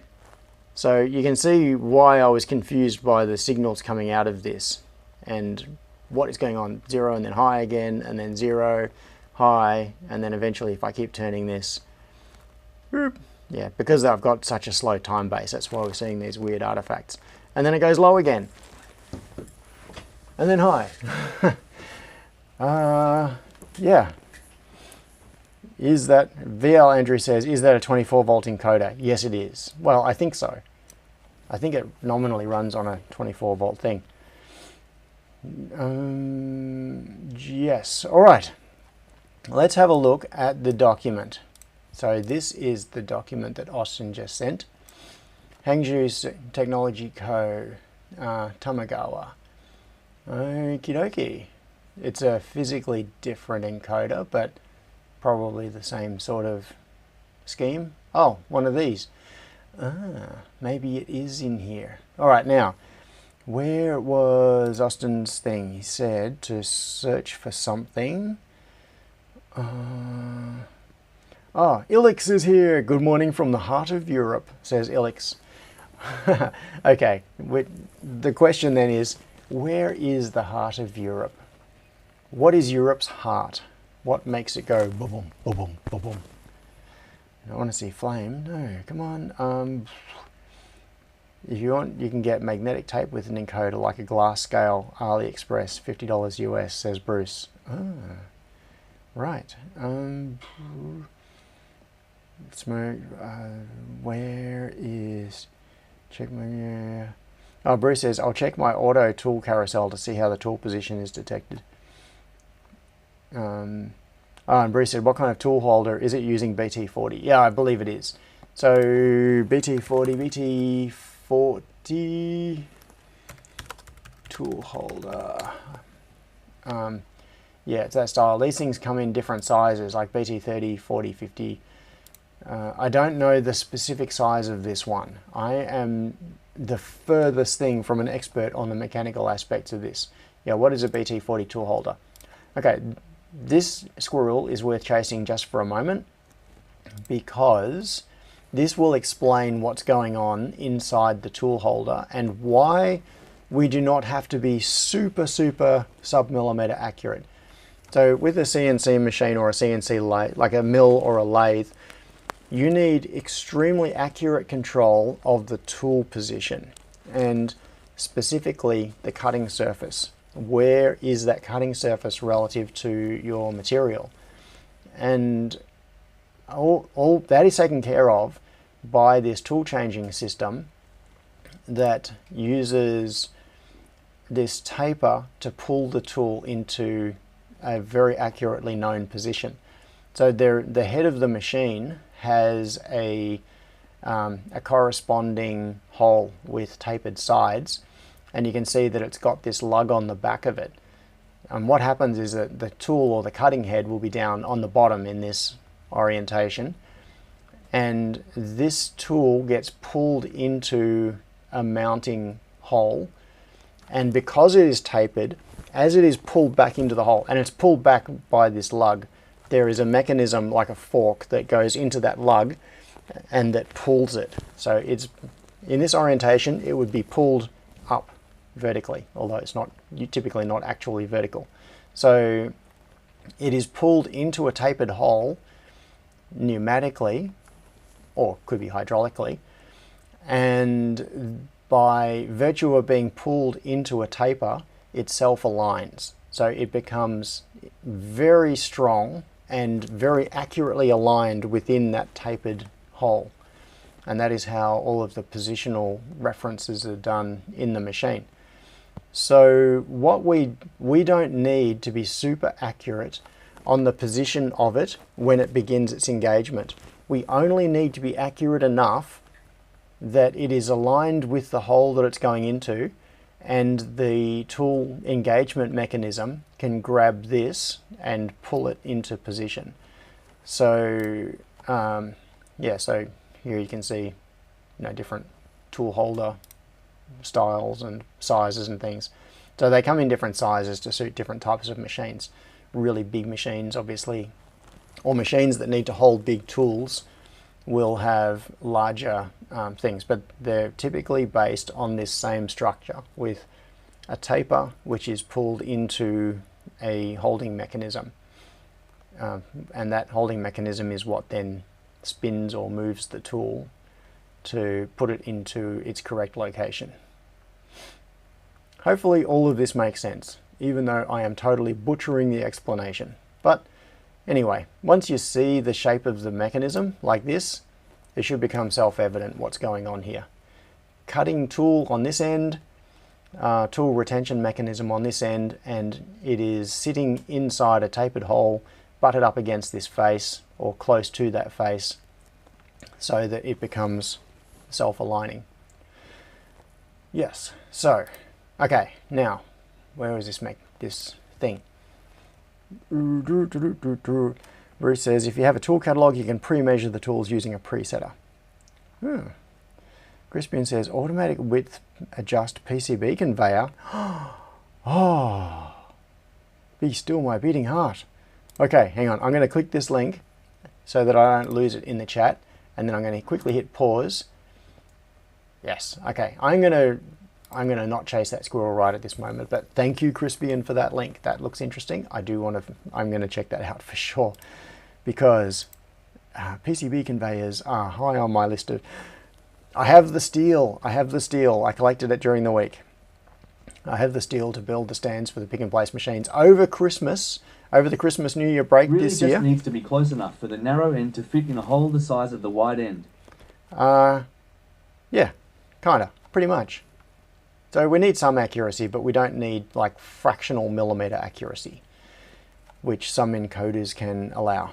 All right, over the break, I am going to be welding up the stands for the pick and place machines.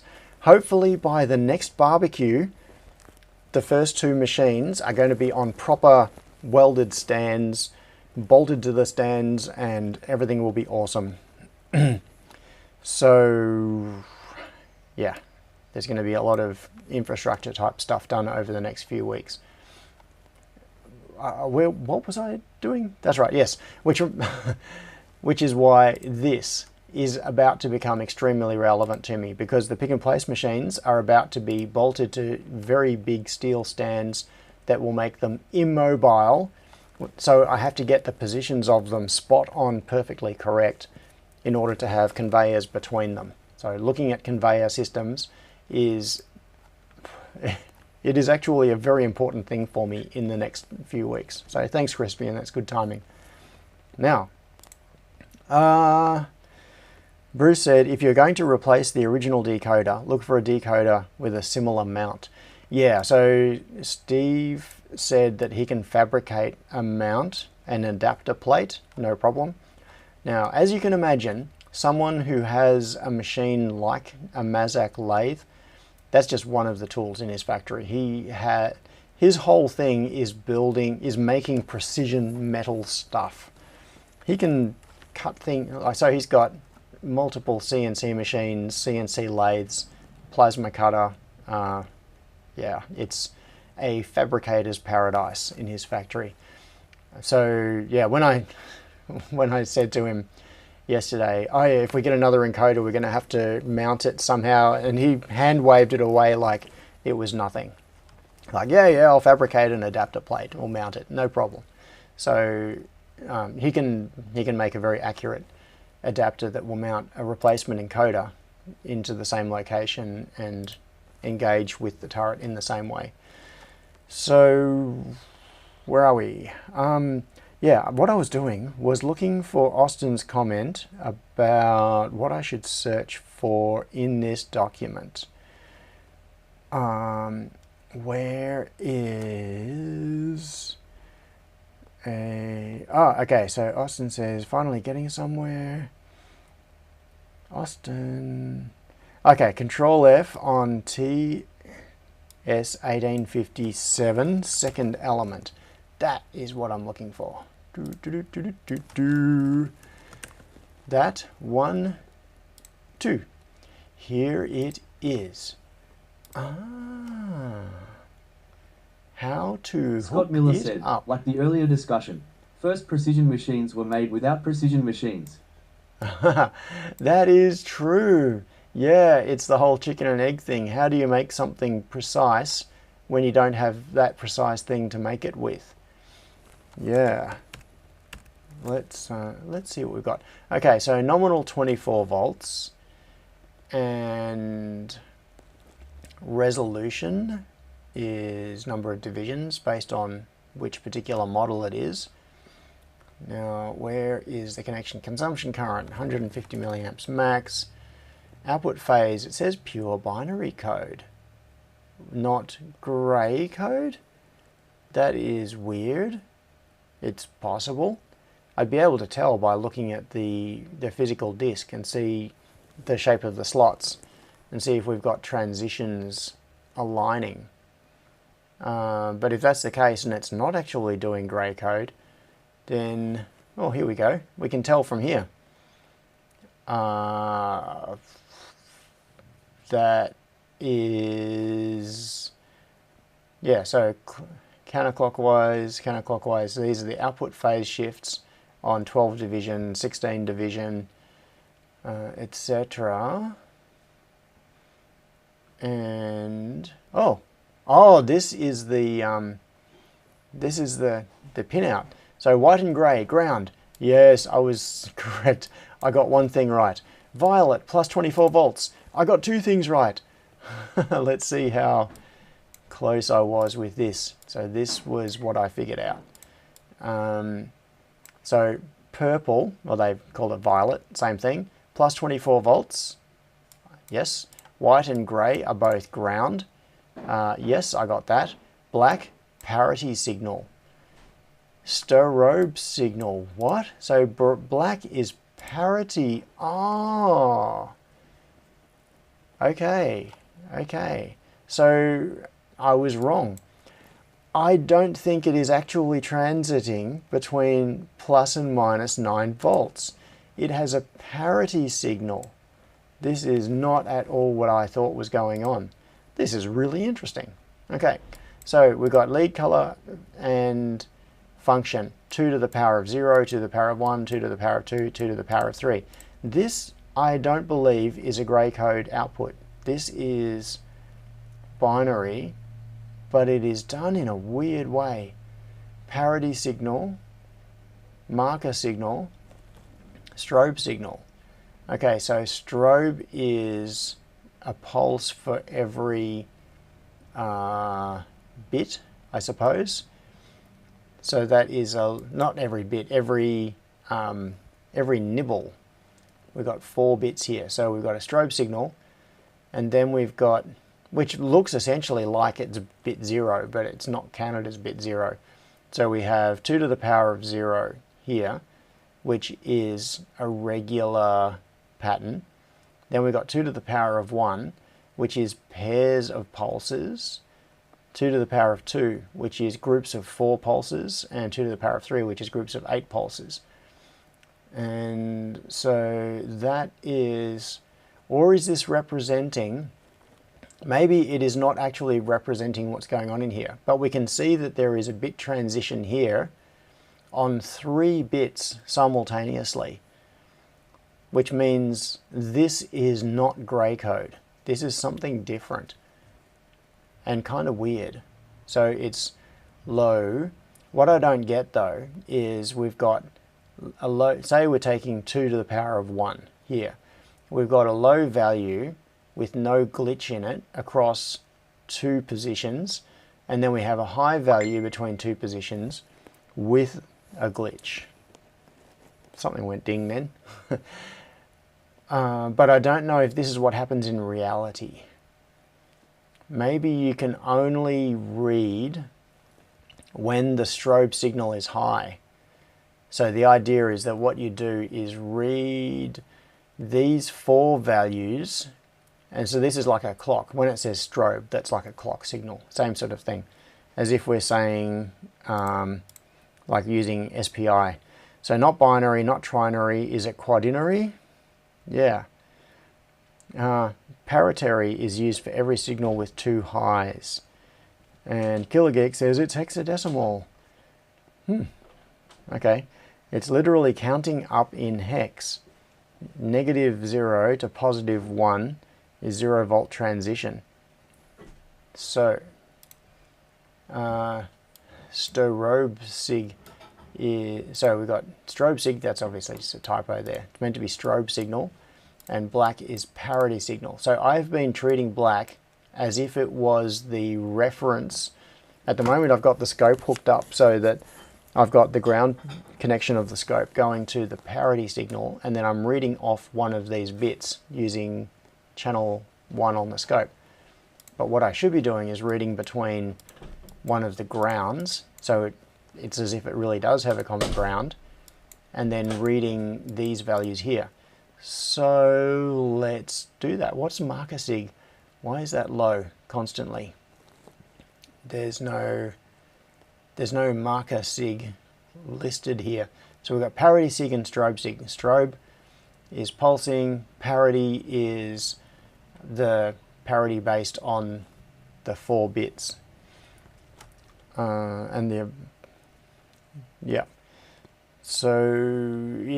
it really does just look like binary. We've got it, on bit 0 it is high.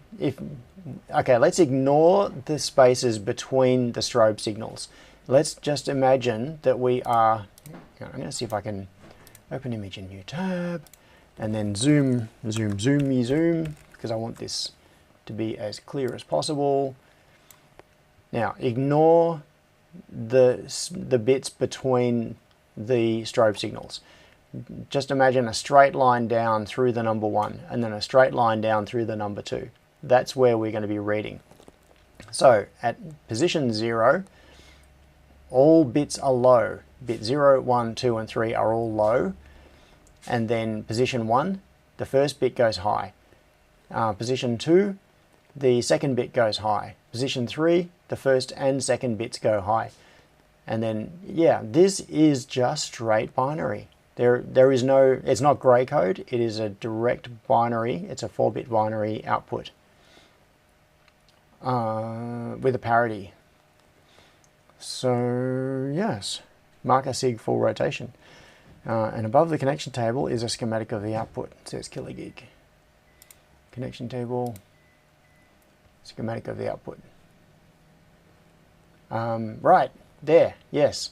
So shield cable, power supply, output signal line, and it is showing that we put a bias on that line.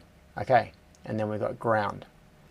R1 could be 220 ohms, RL 220 ohms, DC plus 5 volts to there. Is that upside down? No, that's weird. This is a very weird way of representing it. Yeah, strange.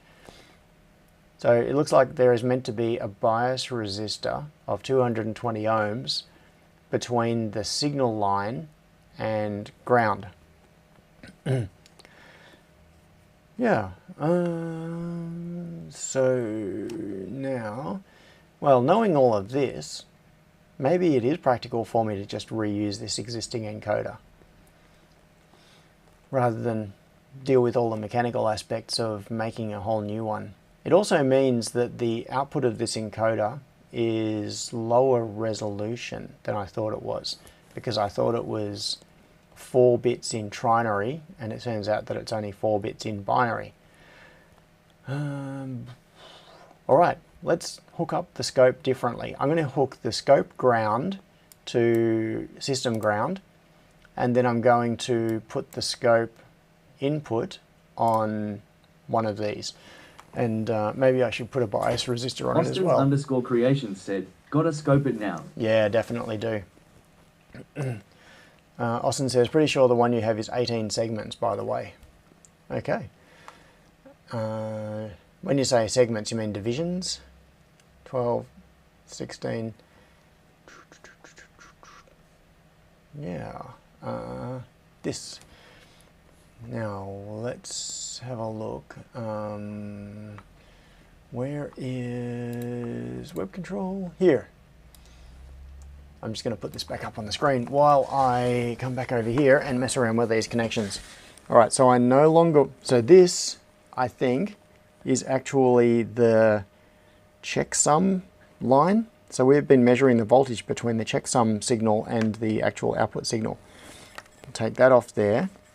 I now want, well, I do want that back on, but I want this on ground. Yeah, this is dodgy. 3 alligator clips together.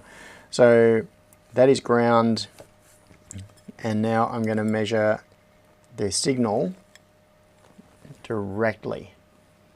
And yeah, okay. I'm just going to turn the voltage down, or will I? Oh, no, what I'll do is I will increase the y-axis range on the scope, and I will throw the scope back on the screen so you can see it. Okay, so I am now going to turn the disc. So what we've got now is, you can see there is a constant output voltage on it of about 16 volts. Go home, John. No, Pete, I will not go home. Or another way of putting it is, I am home. All right, so I'm now turning the disc, and we'll see it. Oh, there we go. It drops to 0. Scott Miller said, signals not trinary. Alligator clips are. Yeah, the alligator clips are trinary. So it's now 0 volts with a little bit of noise, and I'll continue turning it, and eventually this should go back to 16 volts. I'm having to turn it quite a long way. I wonder which bit I've selected. It's probably the most significant bit. It's gone back to 16 volts. And if I found, and then did it go back to 0? Yeah. In fact, if I connect up all 4 channels of the scope, we could probably see the transitions on all of these. What do I do here? What have I got there? That is the checksum value. Right, I'm going to bring in channel 2 and plug it into the checksum. Hang on, before I do that, I'm going to turn on channel 2 on the scope. And Scott Miller said, time to use all 4 channels. yeah. All right. So channel 2 I've just turned on. That is now on what I think is the checksum channel. So if I now turn it, oh look, the checksum value has gone high. The yellow is still high. Now the checksum value has gone low. That'll be because one of the other bits has transitioned. And now if I turn it a little bit more, checksum has gone high again. So the checksum value is changing. Oh, now it's still high. When the actual bit has gone low. Pete said, time for bed. Which means another bit must have gone high simultaneously. So that transition would have been a double bit transition, which meant the checksum stayed high. Yeah, okay, cool. Now if we, what would be fun? What would be fun would be attaching a motor to the encoder and just spinning it while we watch the different bits. And let's find the other connections. So we want, so red is bit 0. Hang on, I'm going to move all of this around and update my notes. Bring this in here. FT1 is J, which is red. FT 1, 2, 3, 4. Is it corresponding? So red, orange, yellow, green. Red, orange, yellow, green are bits in order. Cool. So these are the values that Steve got, like the FT1, FT2 designators. Those are what Steve provided. Creations said, add the URL to the notes. Oh yes, very good point. Thank you, Austin.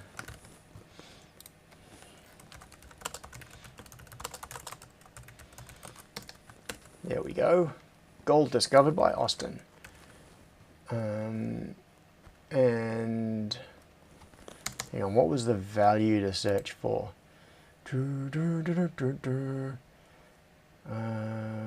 Austin said search for, oh, I don't know, can't find it. Oh, what was I searching for? If I do Command F now, it should remember. No? Oh, it's going to search for what I had highlighted. That sucks.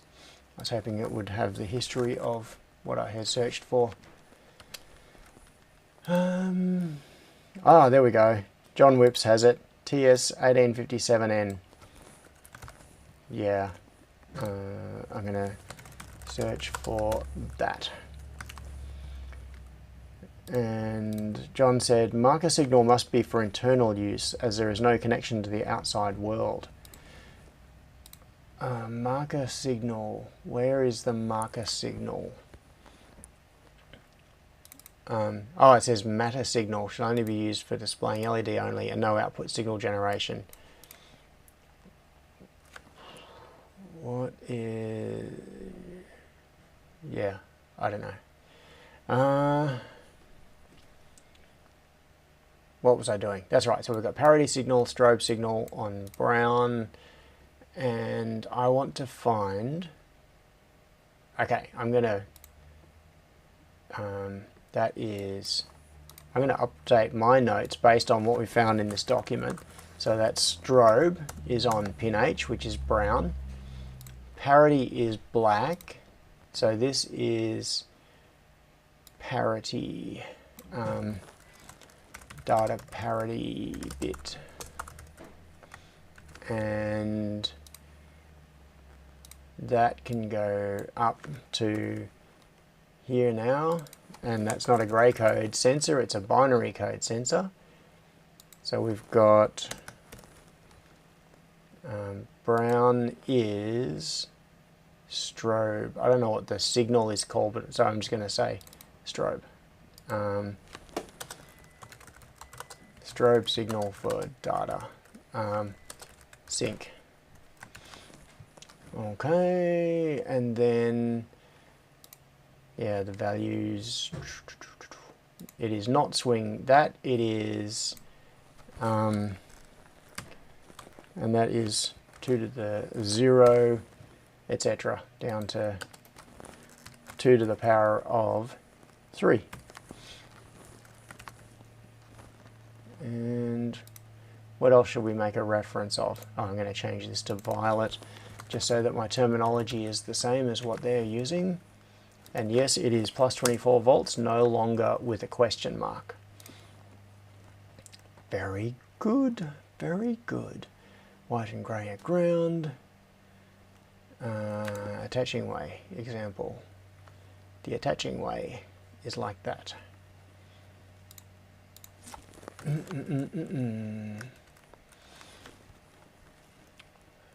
Right, so what I want to do is hook the scope.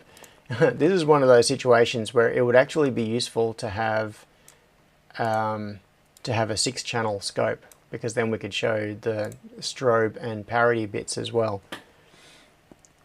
Killer Geek says parity is probably even. Peter! G'day, Peter! Thanks for coming along. And now... or should I say Kabletti? Now, what? Right, okay, so I think what I'm going to do is I'm going to connect the 4 channels of the scope to the 4 bits so that we can see the transitions on each of them. So I want the red, orange, yellow, and green. Yes. Kabletti is here. We shall not fear again, Kabletti, now that you are here. Or is parity used for direction of rotation, asked Paul. No, I don't think so. I think the... John Whip said, or odd parity active low. Yes. If you want to think backwards, stand on your head. That's right. Marker sig. What I don't get is the marker sig. That is a weird thing. That is weird.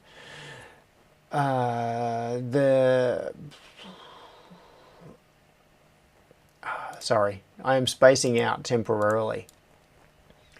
All right, I am going to, I'm going to connect the 4 channels of the scope to the 4 output bits. So we've got red, orange, yellow, and green in order. I'm going to need some more alligator clip cabley, wiry thingamajiggamies.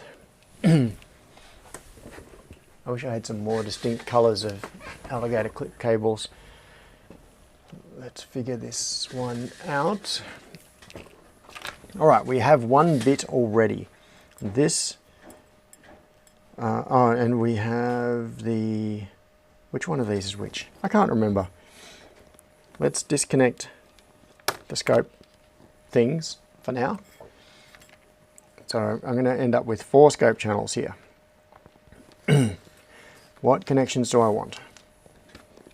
This yellow one is coming off the black wire, and black is the parity bit. Okay, I do not want the parity bit. Oh, I better turn off power to the encoder. I don't want the parity bit. I want the actual bits. So I want the ones that are red, orange, yellow, and green. Red is up here. So it is on the end of the second row. So this one is bit 0. I'm going to put that on the first channel of the scope. So that's now attached. Now, next wire we want is orange, which is over here. It is up from the center and up 1. Oh, am I also going to want grey? I have a lead in grey at the moment. Oh, I do. Grey and white. Yep. Okay, so grey and white is ground. So 1 up from that is the next bit that I want, which is going to be this pin right here. So that is the second most significant bit, and that can go on channel 2 of the scope. Then we need, next wire color is yellow, which is, I'm trying to be careful because I don't want to break solder joints on these things. Some of these joints are not particularly good. It is a very old device. Okay, it is directly below orange. That's going to be hard to get a lead onto.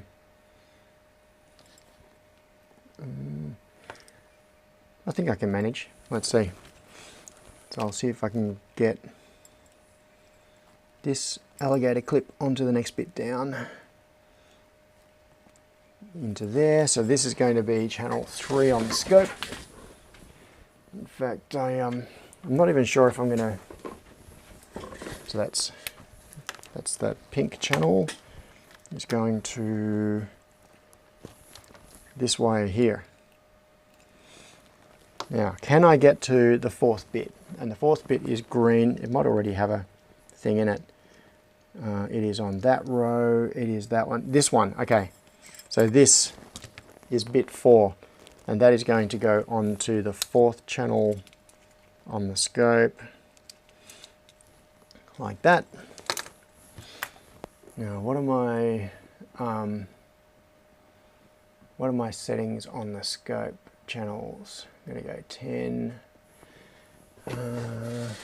Okay, back to here and back to here. All right, so for this I'm going to change, what am I going to do? I'm going to go for 10 volt scale, 10 volt scale, okay, and on this channel I'm going to go for 10 volt scale, oops, 10 volt per division vertically, turn it on. Alright, so we've got all 4 channels, so we've got 10 volts, Scott 10 Miller volts. said, time to replace the new scope with a DH-5108. Okay, yeah, but I've had this scope for weeks. It's so obsolete. Is this the one? Says John. Yes, it is. This is the new scope. This is the fancy new scope. So you're looking at the web interface on it right now. This is the, and I can natively, I can just control the scope and everything directly here on my computer screen. And it is a direct mirror. So if I, okay, not touching my computer, if I reach across to my right and I touch the screen of the scope, I'm going to open the channel 3 dialog. There we go, it pops up on the screen. And then I'll close channel 3 dialog, which turned it off, and I'll turn channel 3 back on. You are getting live updates. What you're seeing on the screen there is exactly what is happening on the screen of the scope, which is super handy for this sort of thing. All right, so what I'm going to do is turn on power again. So power is now on. I should change my time base as well, because it's being a bit slow on the response. So I'll go down to a 5 millisecond. Now, let's go 2 millisecond time base. And I'm now going to turn the disk. So what we can see, I can't remember what the bits are. Oh, that's right, yellow is channel 1, which is the first bit. So right now, bit 1 is high. And I'm going to turn the disk to the clockwise, and you can see channel 2 has now gone high, and bit 1 has gone low, and now high. They're all low, and then high. Why aren't I getting other channels transitioning? Maybe I'm just in a different part of the disk. Oh, look, another channel has transitioned there. So it's a bit hard to see. If I change the vertical offsets on them, that might help. Let's go to, channel 3 I'll put down to here. Channel 2 I'll put down to here. Channel 1 I'll move up, and yeah, this is really super confusing. But anyway, something like that. So we now have different offsets on the channel. So as I turn the disk, you can see that the different channels are dancing up and down relative to their 0 positions. Actually, what I should do is, what have I got? Channel 1. I'm going to put the channel 1 0 here, channel 2 0 here, channel 3 0 there, and channel 4 0 there. So you can see the markers on the left side. That is nominal 0 volts for that particular channel. And you can see that the channel 1 is high, channel 2 is high, channel 3 is low because it's on its marker, and channel 4 is high. And then if I turn the disk a bit more, channel 1 has dropped. Yeah, anyway, you get the idea. You can see that they are all dancing around, and we are getting binary outputs now from this by rotating the disk or rotating the gear. Okay, I have now totally changed my mind about what to do about this encoder. I think for the sake of the simplicity of mounting, what we should do is continue using the same encoder, and I'll just have these outputs driving transistors that I can read off a micro that will then report back to, oh, that was an interesting one. Hang on, I'm going to go. Austin's_creations said, I think it is safe to say the encoder works. Yeah, it is. I think I found the 0 position. Hang on, I'm going back. There we go. Oh no, it's not. The least significant bit is, well, maybe I'm close to the 0 point. Spin it fast enough, we'll see the binary output clearly. Yeah, you would. Hang on, there we go. I've just found the 0 position. You see, every bit is now at its 0 volts. So if I rotate anti-clockwise, bit 1 has gone high. And now if I rotate a little bit more, my prediction is that bit 1 will go low and bit 2 will go high. So turning, there it goes. Bit 1 went low, bit 2 went high. And then if I turn a bit more, bits 1 and 2 are both high, and then a bit more, and then bit 3 will go high. Oh, bit 4. What happened there? Have I got, I think I've transposed channels 3 and 4. Let's see. I have, I'm pretty sure. Yeah, bit 3. So, okay. I'm going to fix this. I'm going to fix this in hardware. Actually, no, I won't fix it in hardware. I'm going to change channel 4 and move its vertical position up to where channel 3 was. And I'm going to take channel 3 and move its position down to where channel 4 was. So the channels are now out of order. They're now 1, 2, 4, 3. But that represents the bits that are coming out of it. So I'm going to spin it. Yeah, so I'm now spinning the disc. And the hang on, let's zoom out on the time base, go really slow, and I'm gonna super slow, and I'm gonna spin the disc, and we'll see what happens. So I'm just gonna try spinning the disc at a fairly constant speed. Oh, look at this! This is beautiful.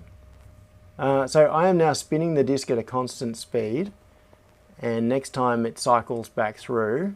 Oh, there was a glitch there. You see there's a glitch in the middle of the screen? That's where my finger slipped. And I think it's just a fluke that the fourth bit is always low. It's just the timing of when the scan is happening. All right, I'm going to zoom in on the time base just a little. What are we at? 200 milliseconds. Oop. Pete said, "Your face is beautiful." Yeah. So is yours, Pete. But look at this. We are getting the outputs that we expect to see. Now, what's interesting here is that the shape of the waveform Pete actually said, matches. "Your face is beautiful." Yeah. Okay, I'm going to wait until it strobes past, and then I'm going to try to stop the scope. Come on, is it going to strobe past? Pete said, "Your face is beautiful." It's in run Pete mode. has a crush. Why hasn't it updated? Oh, thanks, Pete. If I stop turning it, I'm going to just hit stop on the scope. Okay, so we've stopped the scope, and what we are seeing is, so I don't actually know why I'm never seeing this transition high. It's probably just like down around here. See this? It is probably just because I have a dodgy connection on channel 3 going to the scope. So I'm not seeing the most significant bit, because what we should be seeing is a transition that is twice the length of this bit here. So we should be definitely seeing it on the time scale that we can see here. But I think that's probably just me trying to get the connections in on the... I might have even plugged it in on the wrong pin. F-U-N-G-R-Y time. Hungry. Channel 3 disconnected, yeah. Yeah, connected to the wrong pin, says Scott. Or is it disconnected? Or is it disabled? No, it's not disabled. It is actually showing Scott a Miller trace. said, "You connected it to the wrong pin." Yeah. But we've got enough here. I'm not going to bother trying to fix that because I'm now half an hour over time. We've got enough here that this is actually a beautiful representation of this. Look at this. On the left, we have reality. On the right, we have the theoretical logic diagram. So we can see the first bit, which is the yellow, and then the second bit, which is the cyan or whatever that color is, and then the third bit, Next week, which is blue. AQS firmware. AQS firmware, yes. Half an hour, your watch disagrees. Okay. Yeah, this is cool. I am happy about this. I'm going to go that, and then I'm going to go that, and click a screenshot. So I've now captured a screenshot of the output of the of that thing. Read code only when clock high, says Paul. Yes, that's right. Oh yeah, I'll be a little noisy, says Cable Tie. That's probably because I've got... Put Austin out of his misery. Data sheets make all the difference. Yes, just on level. Note data sample when strobe is high, not on rising or lower edge, just on level. Yeah, exactly. So we are only looking effectively here at 3 of the data make bits. all the difference. Yep. But it is also fun to try to figure things out from reverse engineering. We've got, yeah, the strobe signal, which I am not showing on the scope. We're only showing bits 0, 1, and 2. So the first 3 bits is what we're showing on the scope. What I need to be doing is measuring the strobe signal. I need to be measuring all of these, although I don't know what marker signal is for. I'm going to ignore that. So what I can do is read strobe signal, use strobe to say whether we can currently sample off the other bits. Sample those bits, sample the parity, check the parity against the sum of these bits. So what is parity? It is high when we've got evens, it is low when we've got odds. Okay, yeah, that's easy to do.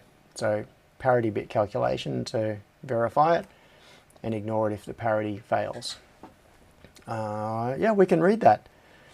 Marker signal is used when you have an encoder with a 0 index point. Oh, so 0, yes, marker sig is going to be coming off this, but I don't think it's actually exposed on the connector.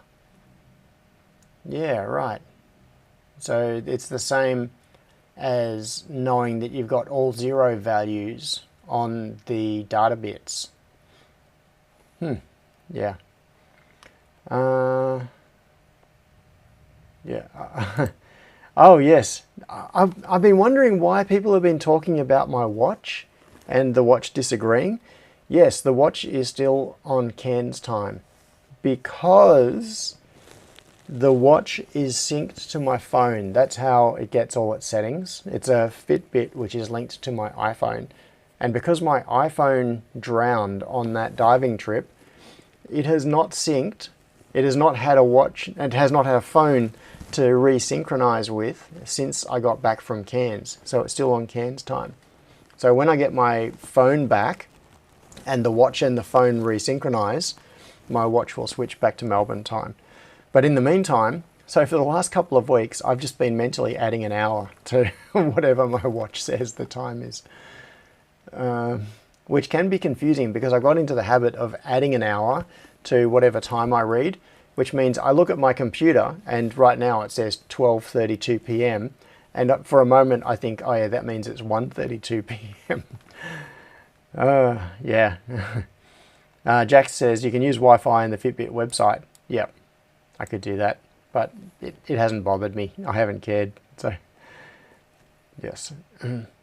Wait, you can't adjust the watch locally to itself? Oh, I'm sure I could. I just haven't cared because it is accurate. It's just 1 hour offset. So it's one of those things where I just look at it and go, yeah, it's 12:32 because my watch says 11:32.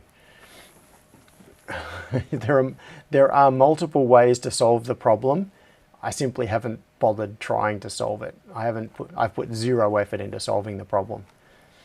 I just find it kind of funny that my watch is now orphaned because my phone went for a swim. So, okay, I am really happy with this. Now, there was a question earlier about, oh, that's right, John Evans said, what oscilloscope is that and would you recommend for a novice? My simple answer is yes, I would recommend. Not necessarily this specific model, but this range of scopes is excellent. It is a DHO 924S is the one that I specifically bought. Like that is the exact model that I've got. I bought it directly from Rigol and paid significantly less than that. I paid just over... Cable tie said, was the diving good otherwise, John? Cable tie. It was awesome. It was such a good time. I really needed it. Quite apart from the diving being great, I needed the time. I needed the headspace that it gave me. Being on a dive boat, out on the reef, with no mobile phone coverage, totally isolated from the world. It was a very strange feeling being days in total isolation, having no idea what was going on, no way to get news, no phone calls, no SMSs, no internet. Yeah, and just spending the time either diving or recovering from diving and getting ready for the next the next dive. 4 dives a day. Yeah, from early morning to evening. Doesn't leave a whole lot of time to do anything much else. Yeah, Scott says that's why he's leaving his watch set to that time zone. Yes, I'm just imagining that I'm still back on a boat on the reef off Cairns. Yeah, anyway, this scope, the DHO series are in my opinion, they are the new gold standard for... Cable tie said, nice. For sort of lower end but good scopes. So I'm just going to go to Emona because they'll have a few. So this is the one that I've got. 250 megahertz per channel, 4 channels, 12-bit. This is the killer. Over the last 2 years or so, there has been this major transition in entry-level scopes where the scope manufacturers have gone from low-bit scopes like 8 or possibly 10-bit front ends to 12-bit. How much did you pay? I paid $1,056, including DHL delivery. I'm pretty sure that was the total. And this is excluding GST. So if you buy it directly in Australia, it's like they're like $1,600, give or take. But you don't necessarily need that one. If we go to the DHO range, oscilloscopes, there are, where are we? Rigol. DHO, there's the 802, which is 659 plus GST, which is only a 2-channel, but there's 100 megahertz. Let's get past the 2-channel ones. Things like the DHO 8. So there's the 8 series and the 9 series. The 8 series, I mean, not that this matters, this is just how you visually distinguish them. The 8 series are like the traditional grey sort of colour. The 9 series are black. And the difference is that they have a faster front end on them and a number of other features. So they've got DHO 5108. DHO 5108. Where is... Oh yeah, so... Paul Schul said DS1054Z. Yeah, that's like that used to be the one that everybody would point to. And up until maybe a year ago, if anybody said to me, I want to buy an entry-level oscilloscope, what should I get? The knee-jerk response is DS1054Z. That's like the reference. You find them in makerspaces everywhere. They are super common because they are a fantastic balance of performance and price. But now that is no longer the case. They are totally eclipsed by the new DHO series from Rigol, where for approximately similar money, or maybe a little bit more, you get a scope that is so much better. Like the 1054Z is, yeah, the performance of it is just massively eclipsed by the DHO series because they've gone to the 12-bit front end and yeah, lots and lots of new features. So things like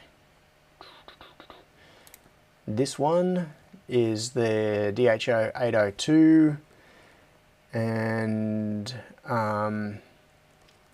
so it's 70 megahertz, 2-channel, 1.25 gigabits per second. Said, I got the DS4014 years ago when the Wriggle hack was published. Yep. Yeah, my so I've got a, what is it, a 2072. I've got a DS 2072 over on the second workbench, which was my primary scope up until a few weeks ago, and that has the Rigol hack in it. Yeah, so this one is kind of equivalent. This one would be kind of equivalent to something like a DS 1054, but it massively outperforms it. So, yeah. Oh, there's Dave. Hello, Dave. Yep. But yeah, the one I went for was the 914S. No, sorry, I got the 924S, DHO 924S. And it is very, very cool. Full touchscreen, full connectivity with remote control. So this is web-based remote control. This is actually the web interface now coming off the scope, what you see here. This is my scope, and you can do everything on it. So it's connected on, it's got a gigabit Ethernet connection at the moment to my network, which is how I'm controlling it. You can do Skippy stuff through it, and print screen, no, I won't do that. You can go to the web control interface, and you can control the entire scope through your browser. Every single thing about it. I can go into all of the input channel configuration and change things. Offset minus 27 volts. Oh, that's because I dragged the thing down. Display off, on, and you can see in the background the display updating. This is all Android. The whole front end for this whole scope is all running Android. So if I turn that display on and off, you can see the trace for channel 4 is turning on, well, channel 3, which is bit 4, is turning on and off. And you can run apps on it. So it's got all of these things. These are all Android apps. DVM, let's open a DVM. Anyway, you get the idea. Remove, yes. Let's remove this one too, if I can. No, remove. Okay. And decoders. So what have we got? Decode. We've got serial decoding, and we can do I2C, SPI, LIN bus, CAN bus, parallel, with lots of different decoding options. Let's not go into that. This is enough squirreling. I should wrap up this live stream. But I am very, very happy to have achieved this view matching this coming out of the datasheet. That is really cool. Okay. Thank you for all of your assistance. And Austin, thank you for finding this datasheet. Now that I've got this, and I know what's going on with this, and I'm not being an idiot and referencing the voltage off the parity bit, which is no wonder I was getting minus 9 volt values, then yeah, it totally makes sense. If I had my ground reference off the parity bit, then of course I am going to have values that go above and below the parity bit by the value of the the offset. So it is definitely binary. It's binary with parity and a signal, and sorry, a clock signal. Yeah. Ooh, Cable Tie said Santa bought me a MacBook Pro M4 early for Christmas. Yeah, nice. If channel 4 is the 4th bit, that makes the encoder a 16-bit version. John is out of parity. Yeah. Jordan says, glad the live stream XML worked. Yeah, thank you so much for that, Jordan. It's kind of weird the way ATEMs are configured in that way. It's so strange to have a semi-consumer device that in order to configure it, you dump a bunch of XML to your computer, edit the XML, and then upload it to the device. And now the UI changes. Like, what? You're very strange. Oh, yeah. So we have success. We have great success with this encoder. I am super happy about that. I just love looking at this and that represents what's going on here. So we have been able to prove in reality that reality matches theory. Yeah. Scott Miller said, at least it's not YAML. Yeah, not YAML. Yep. So, hang on, 25th of December, it's 15th of December. Okay, there is one more stream before Christmas. 'Twas the stream before Christmas, and all across the land. Okay, I'm going to go. Thank you very much for coming to John Figures Out How the World Works. And I hope you have a fantastic week, and I will talk to you all really soon. Go and build something awesome.